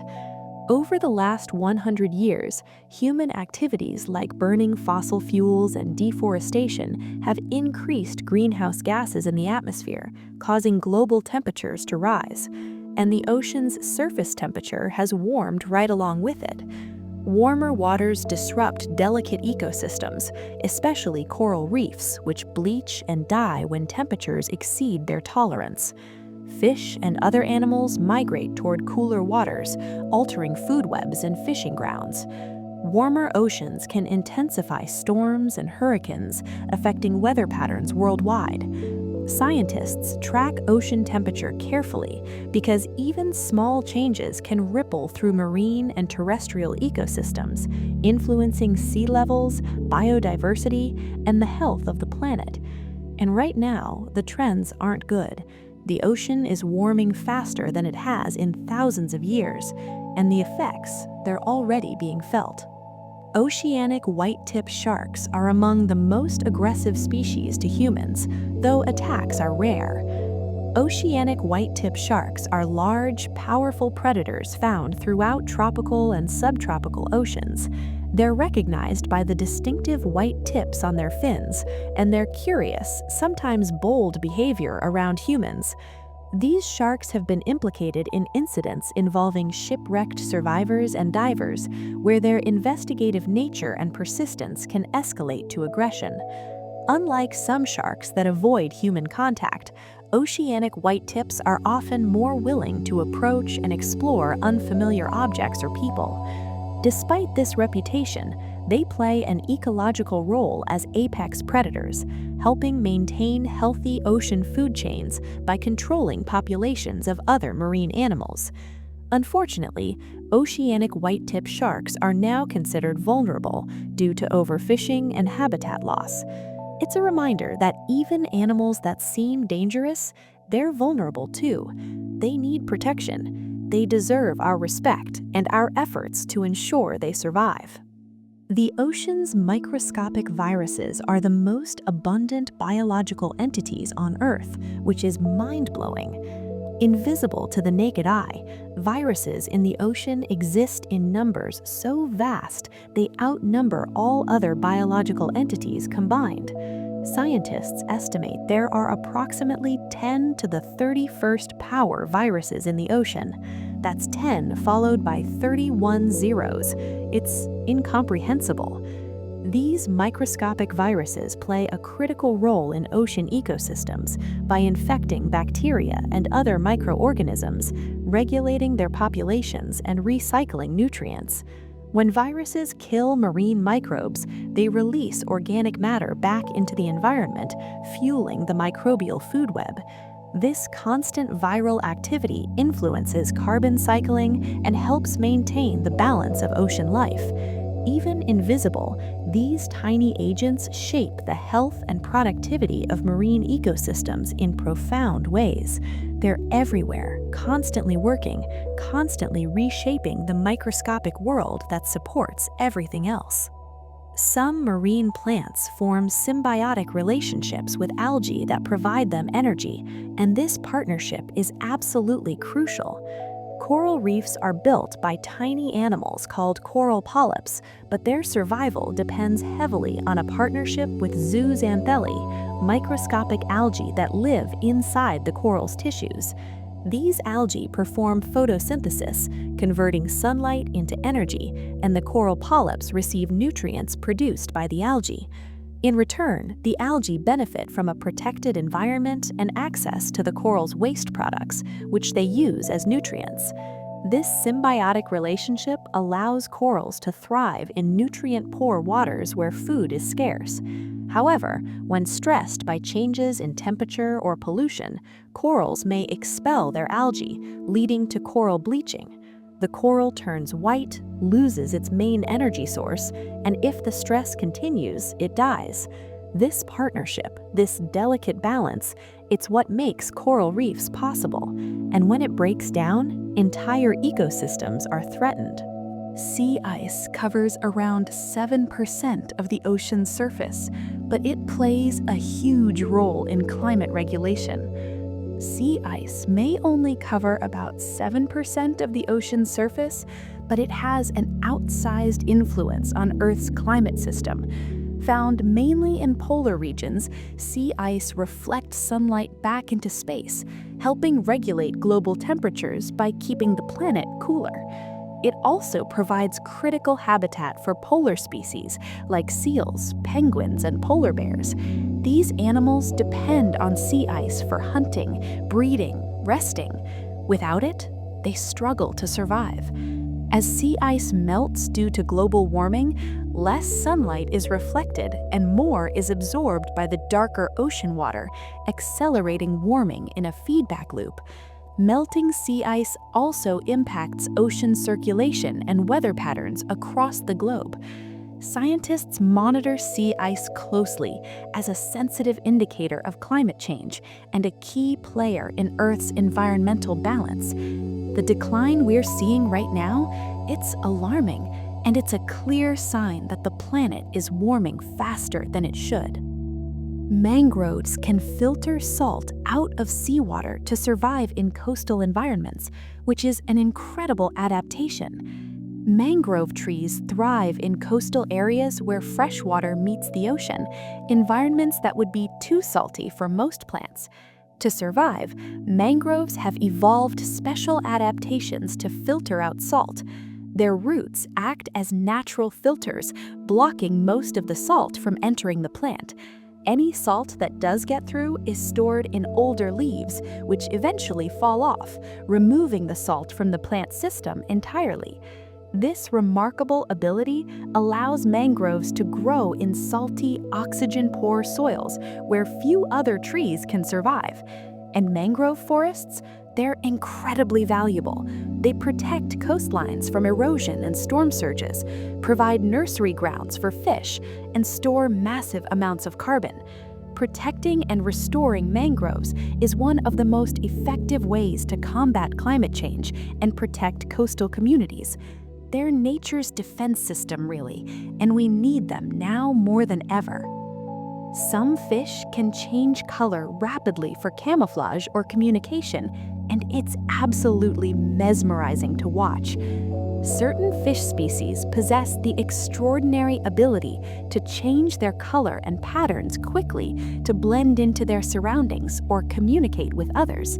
This rapid color change is made possible by specialized cells called chromatophores, which contain pigments that can expand or contract. Fish like cuttlefish or flounder adjust their coloration to match the seafloor or coral reefs, helping them avoid predators or sneak up on prey. Color changes can also serve as social signals during mating displays, territorial disputes, or to warn rivals. It's like having a superpower, the ability to disappear, to blend in, to communicate without making a sound. And it happens in seconds, sometimes fractions of a second. The ocean is full of these incredible adaptations, these abilities that seem almost magical. Marine snow is a constant shower of organic material falling from the surface waters to the deep ocean, and it's essential for deep-sea life. Marine snow consists of dead plankton, fecal pellets, bits of algae, and other detritus that constantly fall from the sunlit surface waters down to the dark depths. Despite its slow descent, marine snow transports vital nutrients that sustain life in the abyssal zones far from sunlight. This constant shower connects surface ecosystems with the deep ocean, forming an essential part of the ocean's carbon cycle by moving carbon from the atmosphere to the deep sea, where it can be stored for centuries or longer. It's like a gentle snowfall, except it never stops, and it's happening everywhere in the ocean, all the time, connecting the surface with the deep, feeding creatures that would otherwise starve, moving carbon, nutrients, energy from one world to another. Seagrass meadows are among the most carbon-rich ecosystems on the planet, and they're incredibly important. Seagrass meadows found in shallow coastal waters around the planet are among the planet's most efficient carbon sinks. These underwater grasslands capture and store large amounts of carbon in their roots and surrounding sediment, often called blue carbon. Seagrasses grow quickly and trap sediments, preventing coastal erosion and improving water clarity. They also provide vital habitats for fish, turtles, and other marine animals. The carbon stored in seagrass beds helps mitigate climate change by reducing carbon dioxide that would otherwise remain in the atmosphere. Protecting and restoring seagrass meadows is increasingly recognized as a nature-based solution for reducing global carbon emissions. And yet, these ecosystems are disappearing, lost to coastal development, pollution, climate change. We're losing one of our best allies in the fight against global warming, and most people don't even know these meadows exist. Some crabs use sea anemones as protective weapons on their claws, which is both clever and adorable. Certain crab species have developed a fascinating symbiotic relationship with sea anemones, which they carry on their claws as living weapons. The crab benefits from the anemone's stinging tentacles, which deter predators and competitors, while the anemone gains mobility and access to food scraps stirred up by the crab. This partnership provides the crab with an effective defense mechanism without it requiring to produce its own toxins. By waving the stinging anemones at threats, these crabs can ward off attacks, showcasing one of the ocean's many examples of clever evolutionary cooperation between species.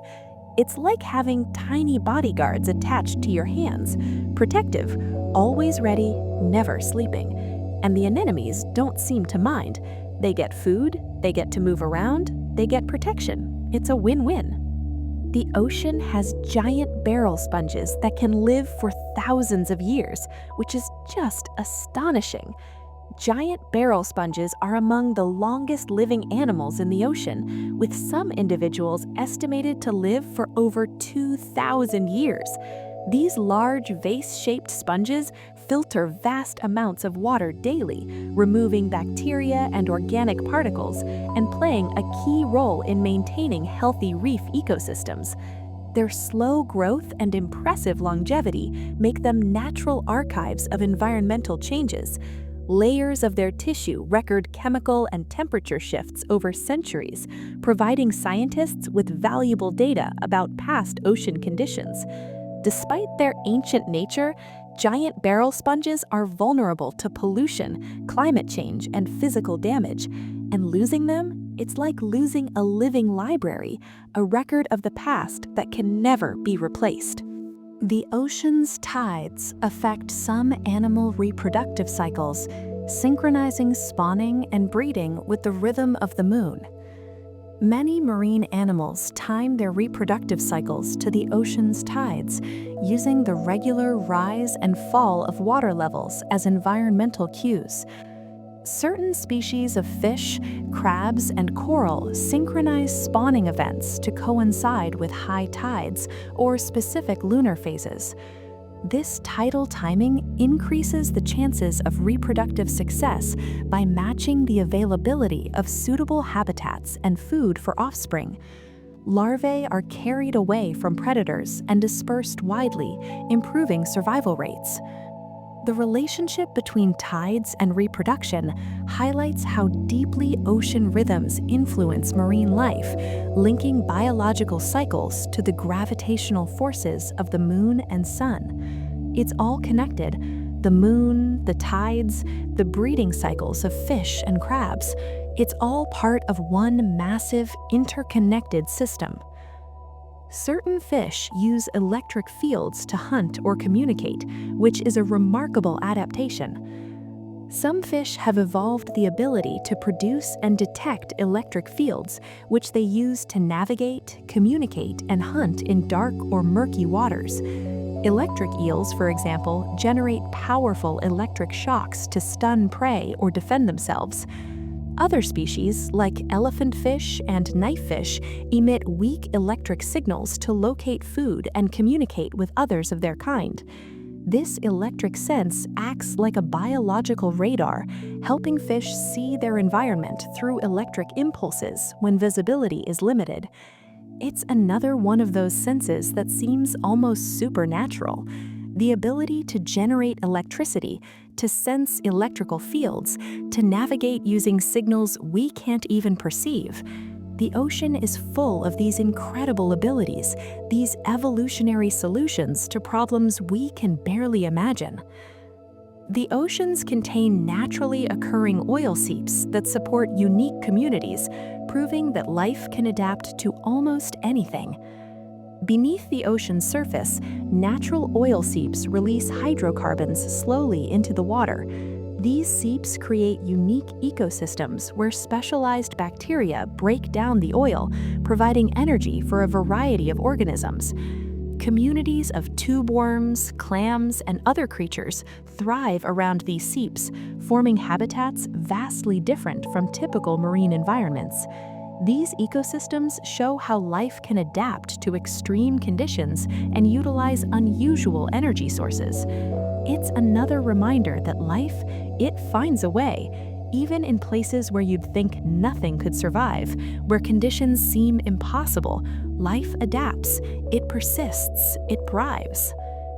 The Newston refers to organisms that live at or near the ocean's surface, existing right at the boundary between water and air. The Newston includes tiny algae, bacteria, jellyfish larvae, and floating sea snails that live at the ocean's surface, in that thin layer where water meets air.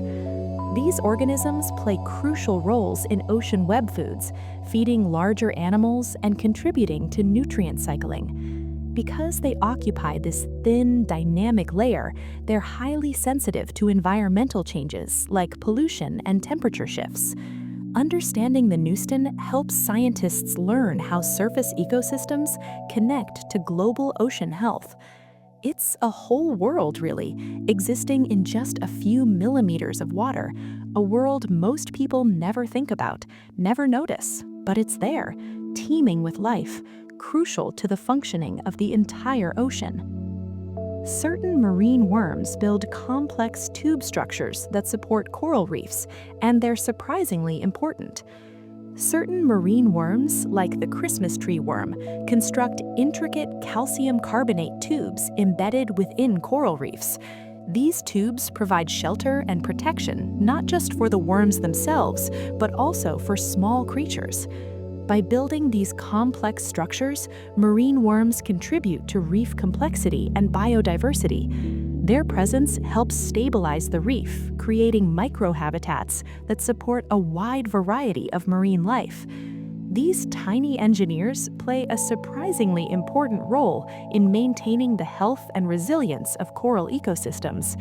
And like so many creatures in the ocean, they're often overlooked, underappreciated, but absolutely essential.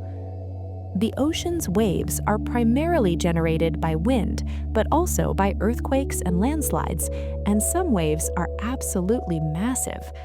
Ocean waves are most commonly created by wind blowing across the water's surface, transferring energy and generating waves that can travel thousands of kilometers. But some waves have more dramatic origins. Underwater earthquakes and landslides can trigger tsunamis, massive, powerful waves capable of traveling at speeds exceeding 800 kilometers per hour and causing widespread destruction when they reach shore. While wind waves shape everyday coastal environments and marine navigation, tsunamis are reminders of the ocean's dynamic and sometimes violent nature. They're rare, thankfully, but when they occur, the devastation can be unimaginable. Certain jellyfish swarms can stretch for miles, impacting local ecosystems in significant ways. Some species of jellyfish form massive swarms called blooms that can stretch for miles across the ocean's surface. These blooms can dramatically affect local ecosystems by competing with fish for food, clogging fishing nets, and sometimes even disrupting power plant cooling systems. Jellyfish blooms can result from factors like water temperature changes, overfishing of predators, and nutrient pollution. Their vast numbers can unbalance marine food webs, but they're also natural parts of ocean dynamics. These blooms are becoming more common, possibly due to climate change and human activity. And while jellyfish are beautiful, fascinating creatures, when they swarm in such massive numbers, they can cause real problems for ecosystems and human industries. The ocean's largest fish is the whale shark, a gentle filter feeder that's absolutely magnificent. The whale shark holds the title as the largest fish species on Earth, growing up to 12 meters or more, sometimes even 18 meters in length. Despite their enormous size, whale sharks are gentle giants that feed primarily by filtering tiny plankton, fish eggs, and small fish from the water. They swim slowly with their massive mouths open wide, sieving food through specialized gill rakers. Found in tropical and warm oceans worldwide, whale sharks are slow-moving and pose no threat to humans. Encountering a whale shark is like meeting a living dinosaur, something ancient, massive, peaceful. Swimming alongside one, it's an experience that changes you, that reminds you just how incredible, how diverse, how full of wonders the ocean really is. Some marine birds rely on ocean currents to travel vast distances with minimal effort, which is incredibly efficient. Many seabirds take advantage of powerful ocean currents and wind patterns to travel thousands of kilometers during migration or foraging trips. Species like albatrosses and petrels use dynamic soaring, a technique that exploits wind gradients above waves, allowing them to glide effortlessly over vast stretches of ocean. This energy-efficient travel enables them to cover huge distances without expending much energy. By harnessing ocean currents and winds, these birds link distant parts of the marine ecosystem, playing essential roles in nutrient transport and ecosystem connectivity. Watching an albatross glide over the ocean, barely flapping its wings, traveling hundreds of miles on air currents alone, it's poetry, it's grace. It's a masterclass in efficiency. The ocean's water cycle plays a major role in global rainfall patterns, connecting land and sea in profound ways. The ocean is the central driver of Earth's water cycle, continuously evaporating vast amounts of water that later fall as rain or snow over land and sea. This evaporation fuels weather systems and influences global climate patterns, such as monsoons and hurricanes. Warm ocean waters provide the moisture necessary for storms, and the movement of ocean currents helps distribute this moisture around the planet. Changes in ocean temperatures can directly impact rainfall distribution, droughts, and floods, affecting ecosystems and human societies worldwide. Everything is connected. The ocean, the atmosphere, the rain that falls on land, it's all part of one massive cycle. And when we disrupt one part, we disrupt everything. Some sea slugs can incorporate chloroplasts from algae into their own cells, becoming solar-powered animals. Certain species of sea slugs exhibit a remarkable ability to steal chloroplasts, the photosynthetic machinery, from the algae they eat and incorporate them into their own cells. This process, called kleptoplasty, allows the slugs to perform photosynthesis and generate energy from sunlight, similar to plants. These sea slugs can maintain the stolen chloroplasts for weeks or months, effectively becoming solar-powered animals. This adaptation blurs the lines between plant and animal functions and shows how evolution can lead to surprising survival strategies. It's one of the strangest, most fascinating things in the entire ocean. An animal that can photosynthesize, that can live, at least partially, on sunlight. It shouldn't be possible, and yet it is. The ocean's coral skeletons record historical climate data like tree rings, providing valuable information about the past and how the ocean has changed over centuries or even millennia. Coral skeletons grow in layers, much like the rings of a tree, and each layer records information about the ocean's temperature, chemistry, and nutrient levels at the time it was formed. Scientists study these layers to reconstruct past climate conditions and understand how the ocean has changed over centuries or even millennia. By analyzing coral cores, researchers can track phenomena like El Niño events, ocean acidification, and long-term warming trends. This natural archive provides valuable insights into climate history and helps predict future changes. Corals are not just beautiful, not just habitats for fish. They're living records, libraries of the past, and by studying them, we can learn where we've been and where we're headed. Some fish use sonic blasts to communicate or deter predators, producing powerful underwater sounds. Certain species of fish produce powerful sonic blasts by rapidly contracting muscles near their swim bladders. These sounds serve multiple purposes, such as attracting mates, communicating with other fish, or scaring off potential predators. For example, the oyster toadfish emits a distinctive boat whistle sound to establish territory and attract females. These sonic signals can travel long distances underwater, overcoming the challenges of visibility in murky or dark environments. The ocean is loud, louder than most people realize, full of clicks, whistles, booms, songs. It's a symphony, really, a constant conversation happening beneath the waves. The ocean's eddies can trap nutrients and support localized marine productivity, creating underwater oases. Ocean eddies are swirling masses of water that can span tens to hundreds of kilometers and last for weeks or months. These rotating currents trap nutrients from the deep ocean and concentrate them near the surface, creating hotspots of marine productivity. Nutrient-rich zones support the growth of phytoplankton, which forms the base of the marine food chain.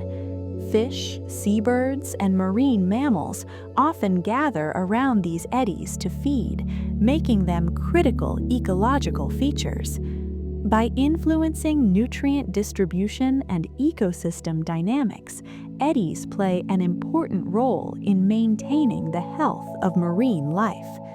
They're like fertilizer spreading across the ocean, feeding everything, supporting everything. Some crustaceans practice complex mating rituals and parental care, showing surprising levels of sophistication. Crustaceans, like certain species of crabs and shrimp, engage in elaborate mating behaviors, including courtship dances, displays of bright colors, and even the construction of nests or burrows to attract mates. After fertilization, many crustaceans exhibit parental care by guarding their eggs, aerating them, and carrying larvae until they're ready to survive independently. This level of care increases the survival rate of offspring in a challenging environment. It's not just mammals that care for their young. It's not just birds. Even crabs, even shrimp, they're capable of love in their own way, of protection, of sacrifice. The ocean's hydrothermal vents emit chemicals that support entire ecosystems without sunlight, and it's one of the most extraordinary discoveries in all of marine biology. Hydrothermal vents are opening the seafloor, where superheated mineral-rich water gushes into the ocean. These vents create unique ecosystems that thrive without sunlight by relying on chemosynthesis. Bacteria convert vent chemicals like hydrogen sulfide into energy, forming the base of food webs that support giant tube worms, clams, and shrimp.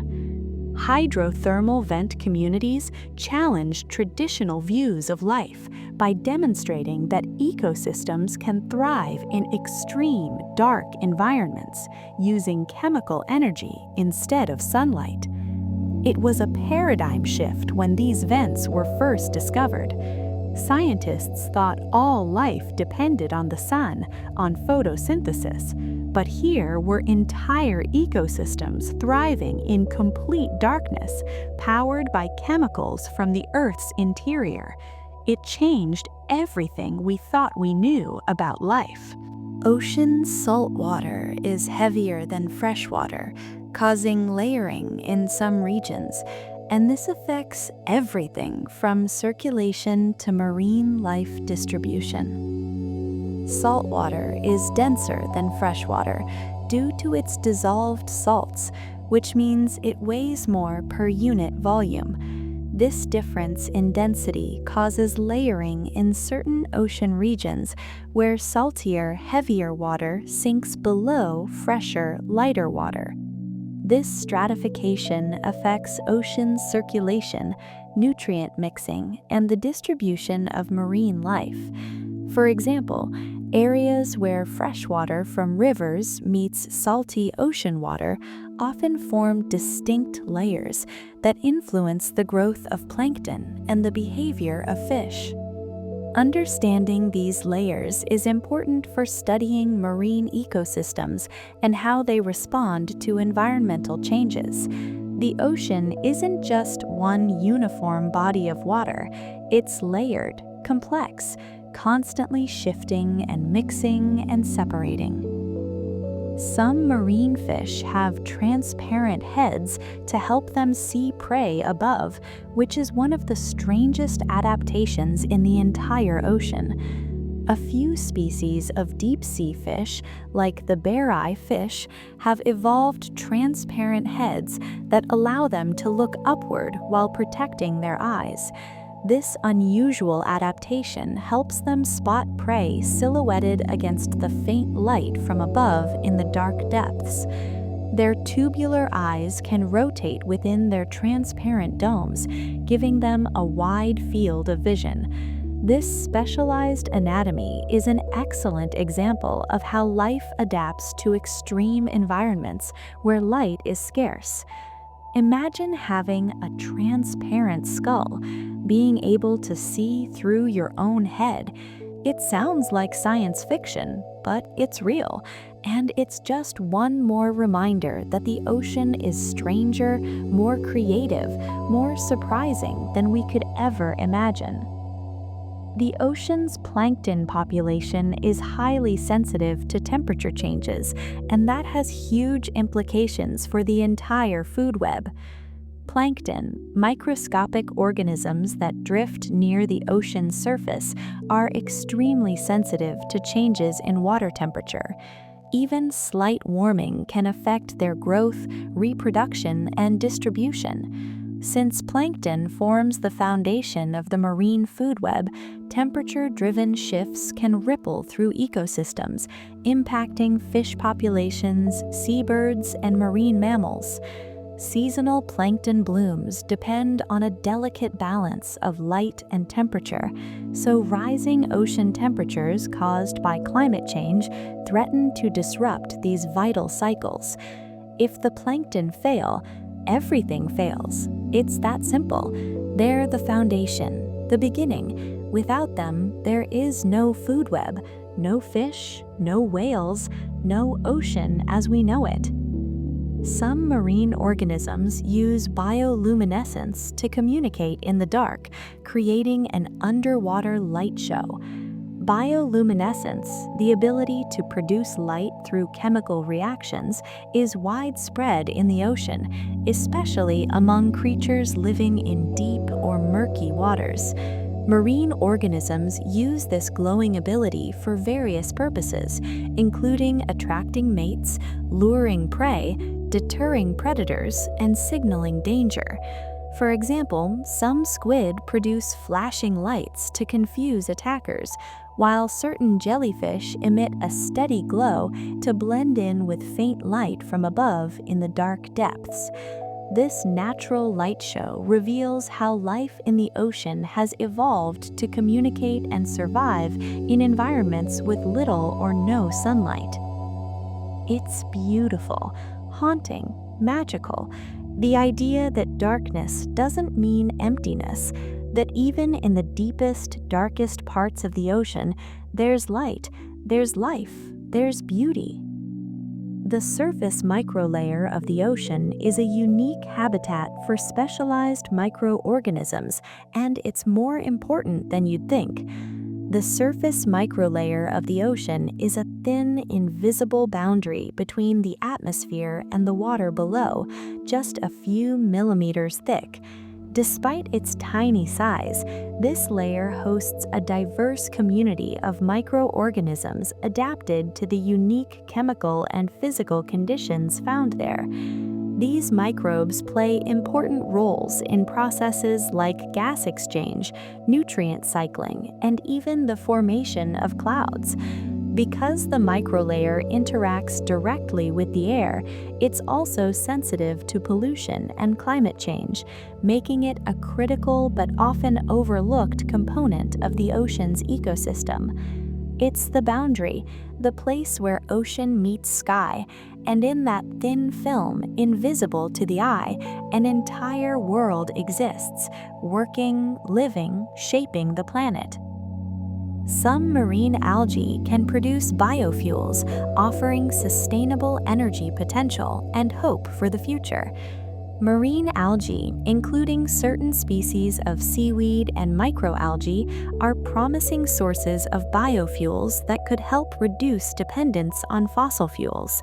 These algae grow quickly and efficiently convert sunlight and carbon dioxide into biomass, which can then be processed into bioethanol, biodiesel, or biogas. Unlike land-based crops, marine algae don't require fresh water or farmland, making them a sustainable option that doesn't compete with food production. Research is ongoing to improve algae biofuel production and reduce costs, potentially transforming ocean plants into a vital renewable energy source. It's a glimpse of the future, maybe, a future where energy comes from the ocean, from plants that grow without taking up farmland or using precious freshwater, a future where we work with nature instead of against it. The ocean's dead zones are growing due to pollution and climate change, and it's a serious problem. Dead zones are areas in the ocean where oxygen levels have dropped so low that most marine life cannot survive. These hypoxic regions have been increasing worldwide, largely due to nutrient pollution from fertilizers and sewage that trigger massive algae blooms. When the algae die and decompose, oxygen in the water is consumed, creating inhospitable conditions. climate change worsens the problem by warming water and reducing oxygen solubility.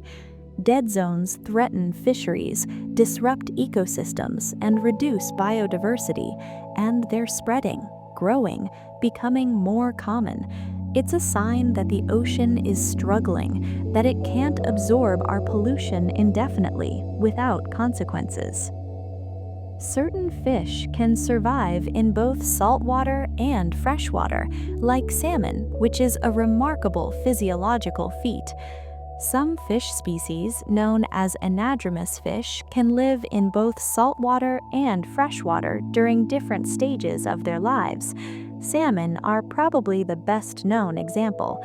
They hatch in freshwater rivers, migrate to the ocean to grow and mature, then return to their birthplace to spawn. These fish have special physiological adaptations that allow them to regulate their internal salt balance despite changing environments. This remarkable ability helps them exploit different habitats and resources, but it also exposes them to threats in both freshwater and marine ecosystems. Salmon are survivors, travelers. They journey thousands of miles from river to ocean and back again, navigating by scent, by instinct, by the Earth's magnetic field, and they do it all to reproduce, to continue the cycle, to ensure the next generation survives. The ocean contains underwater canyons deeper than the Grand Canyon, carved by ancient rivers and powerful currents. Beneath the ocean's surface lie deep underwater canyons, carved by rivers, sediment flows, and tectonic activity.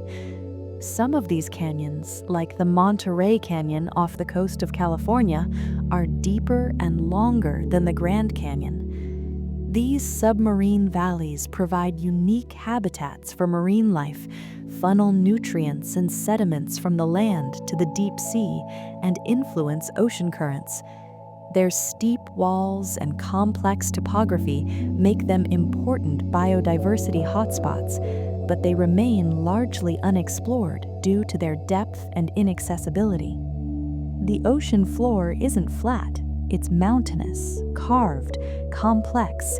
There are cliffs, valleys, trenches, peaks, an entire landscape hidden beneath the waves, and most of it we've never seen. Some sea turtles use the Earth's magnetic field to navigate thousands of miles, returning to the exact beach where they were born. Sea turtles are incredible navigators, traveling thousands of miles across the oceans to return to their natal beaches to lay eggs. Scientists have discovered that they use Earth's magnetic field as a natural GPS system. Turtles can detect subtle variations in the magnetic field's intensity and inclination angle, which helps them determine their location and direction. This magnetic sense guides their long-distance migrations, even across vast and featureless ocean expanses.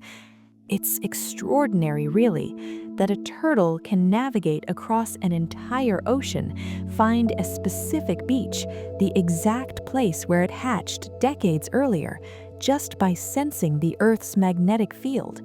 It's like having an internal compass that never fails. The ocean's nutrient cycles are driven by upwelling of deep, cold waters, bringing life to the surface. Upwelling is a process where deep, cold, nutrient-rich waters rise to the ocean's surface. This movement brings essential nutrients like nitrogen and phosphorus that support the growth of phytoplankton, the base of the marine web food. Upwelling zones, such as off the coasts of California and Peru, are some of the most productive fisheries in the world because of this nutrient supply. These cycles play a crucial role in ocean ecology, supporting diverse marine life and impacting global carbon cycling. Where there's upwelling, there's abundance. Fish, birds, whales, they all gather in these zones because the food is plentiful. It's like an underwater oasis, a place where life thrives. Ocean acidification can affect fish behavior and predator avoidance, which has serious implications for ecosystems. As the ocean absorbs more carbon dioxide from the atmosphere, it becomes more acidic. This change in water chemistry can disrupt the sensory abilities of fish, affecting how they detect predators and navigate their environment. Studies have shown that some fish become less cautious and more vulnerable to predators in more acidic waters. These behavioral changes can have cascading effects on marine ecosystems, altering predator-prey relationships and potentially impacting fish populations. It's not just about shells dissolving or coral bleaching. Acidification affects behavior, decision-making, survival. It changes the very nature of how fish interact with their world, and we're still learning just how deep those changes go. Some marine species can live for over 200 years, like the Greenland shark, which is one of the longest living vertebrates on Earth.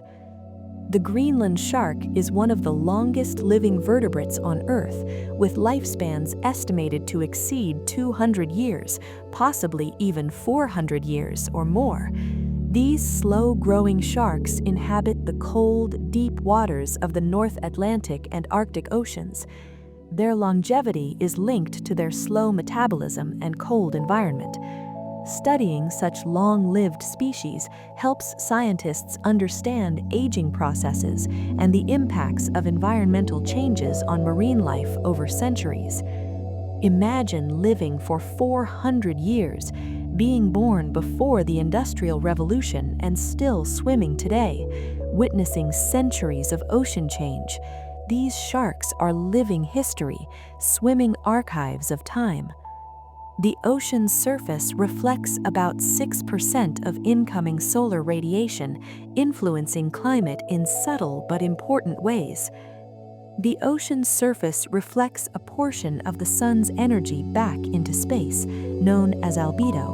On average, about 6% of incoming solar radiation is reflected by the ocean's surface, depending on factors like wave conditions and sunlight angle. This reflection influences Earth's energy balance and climate.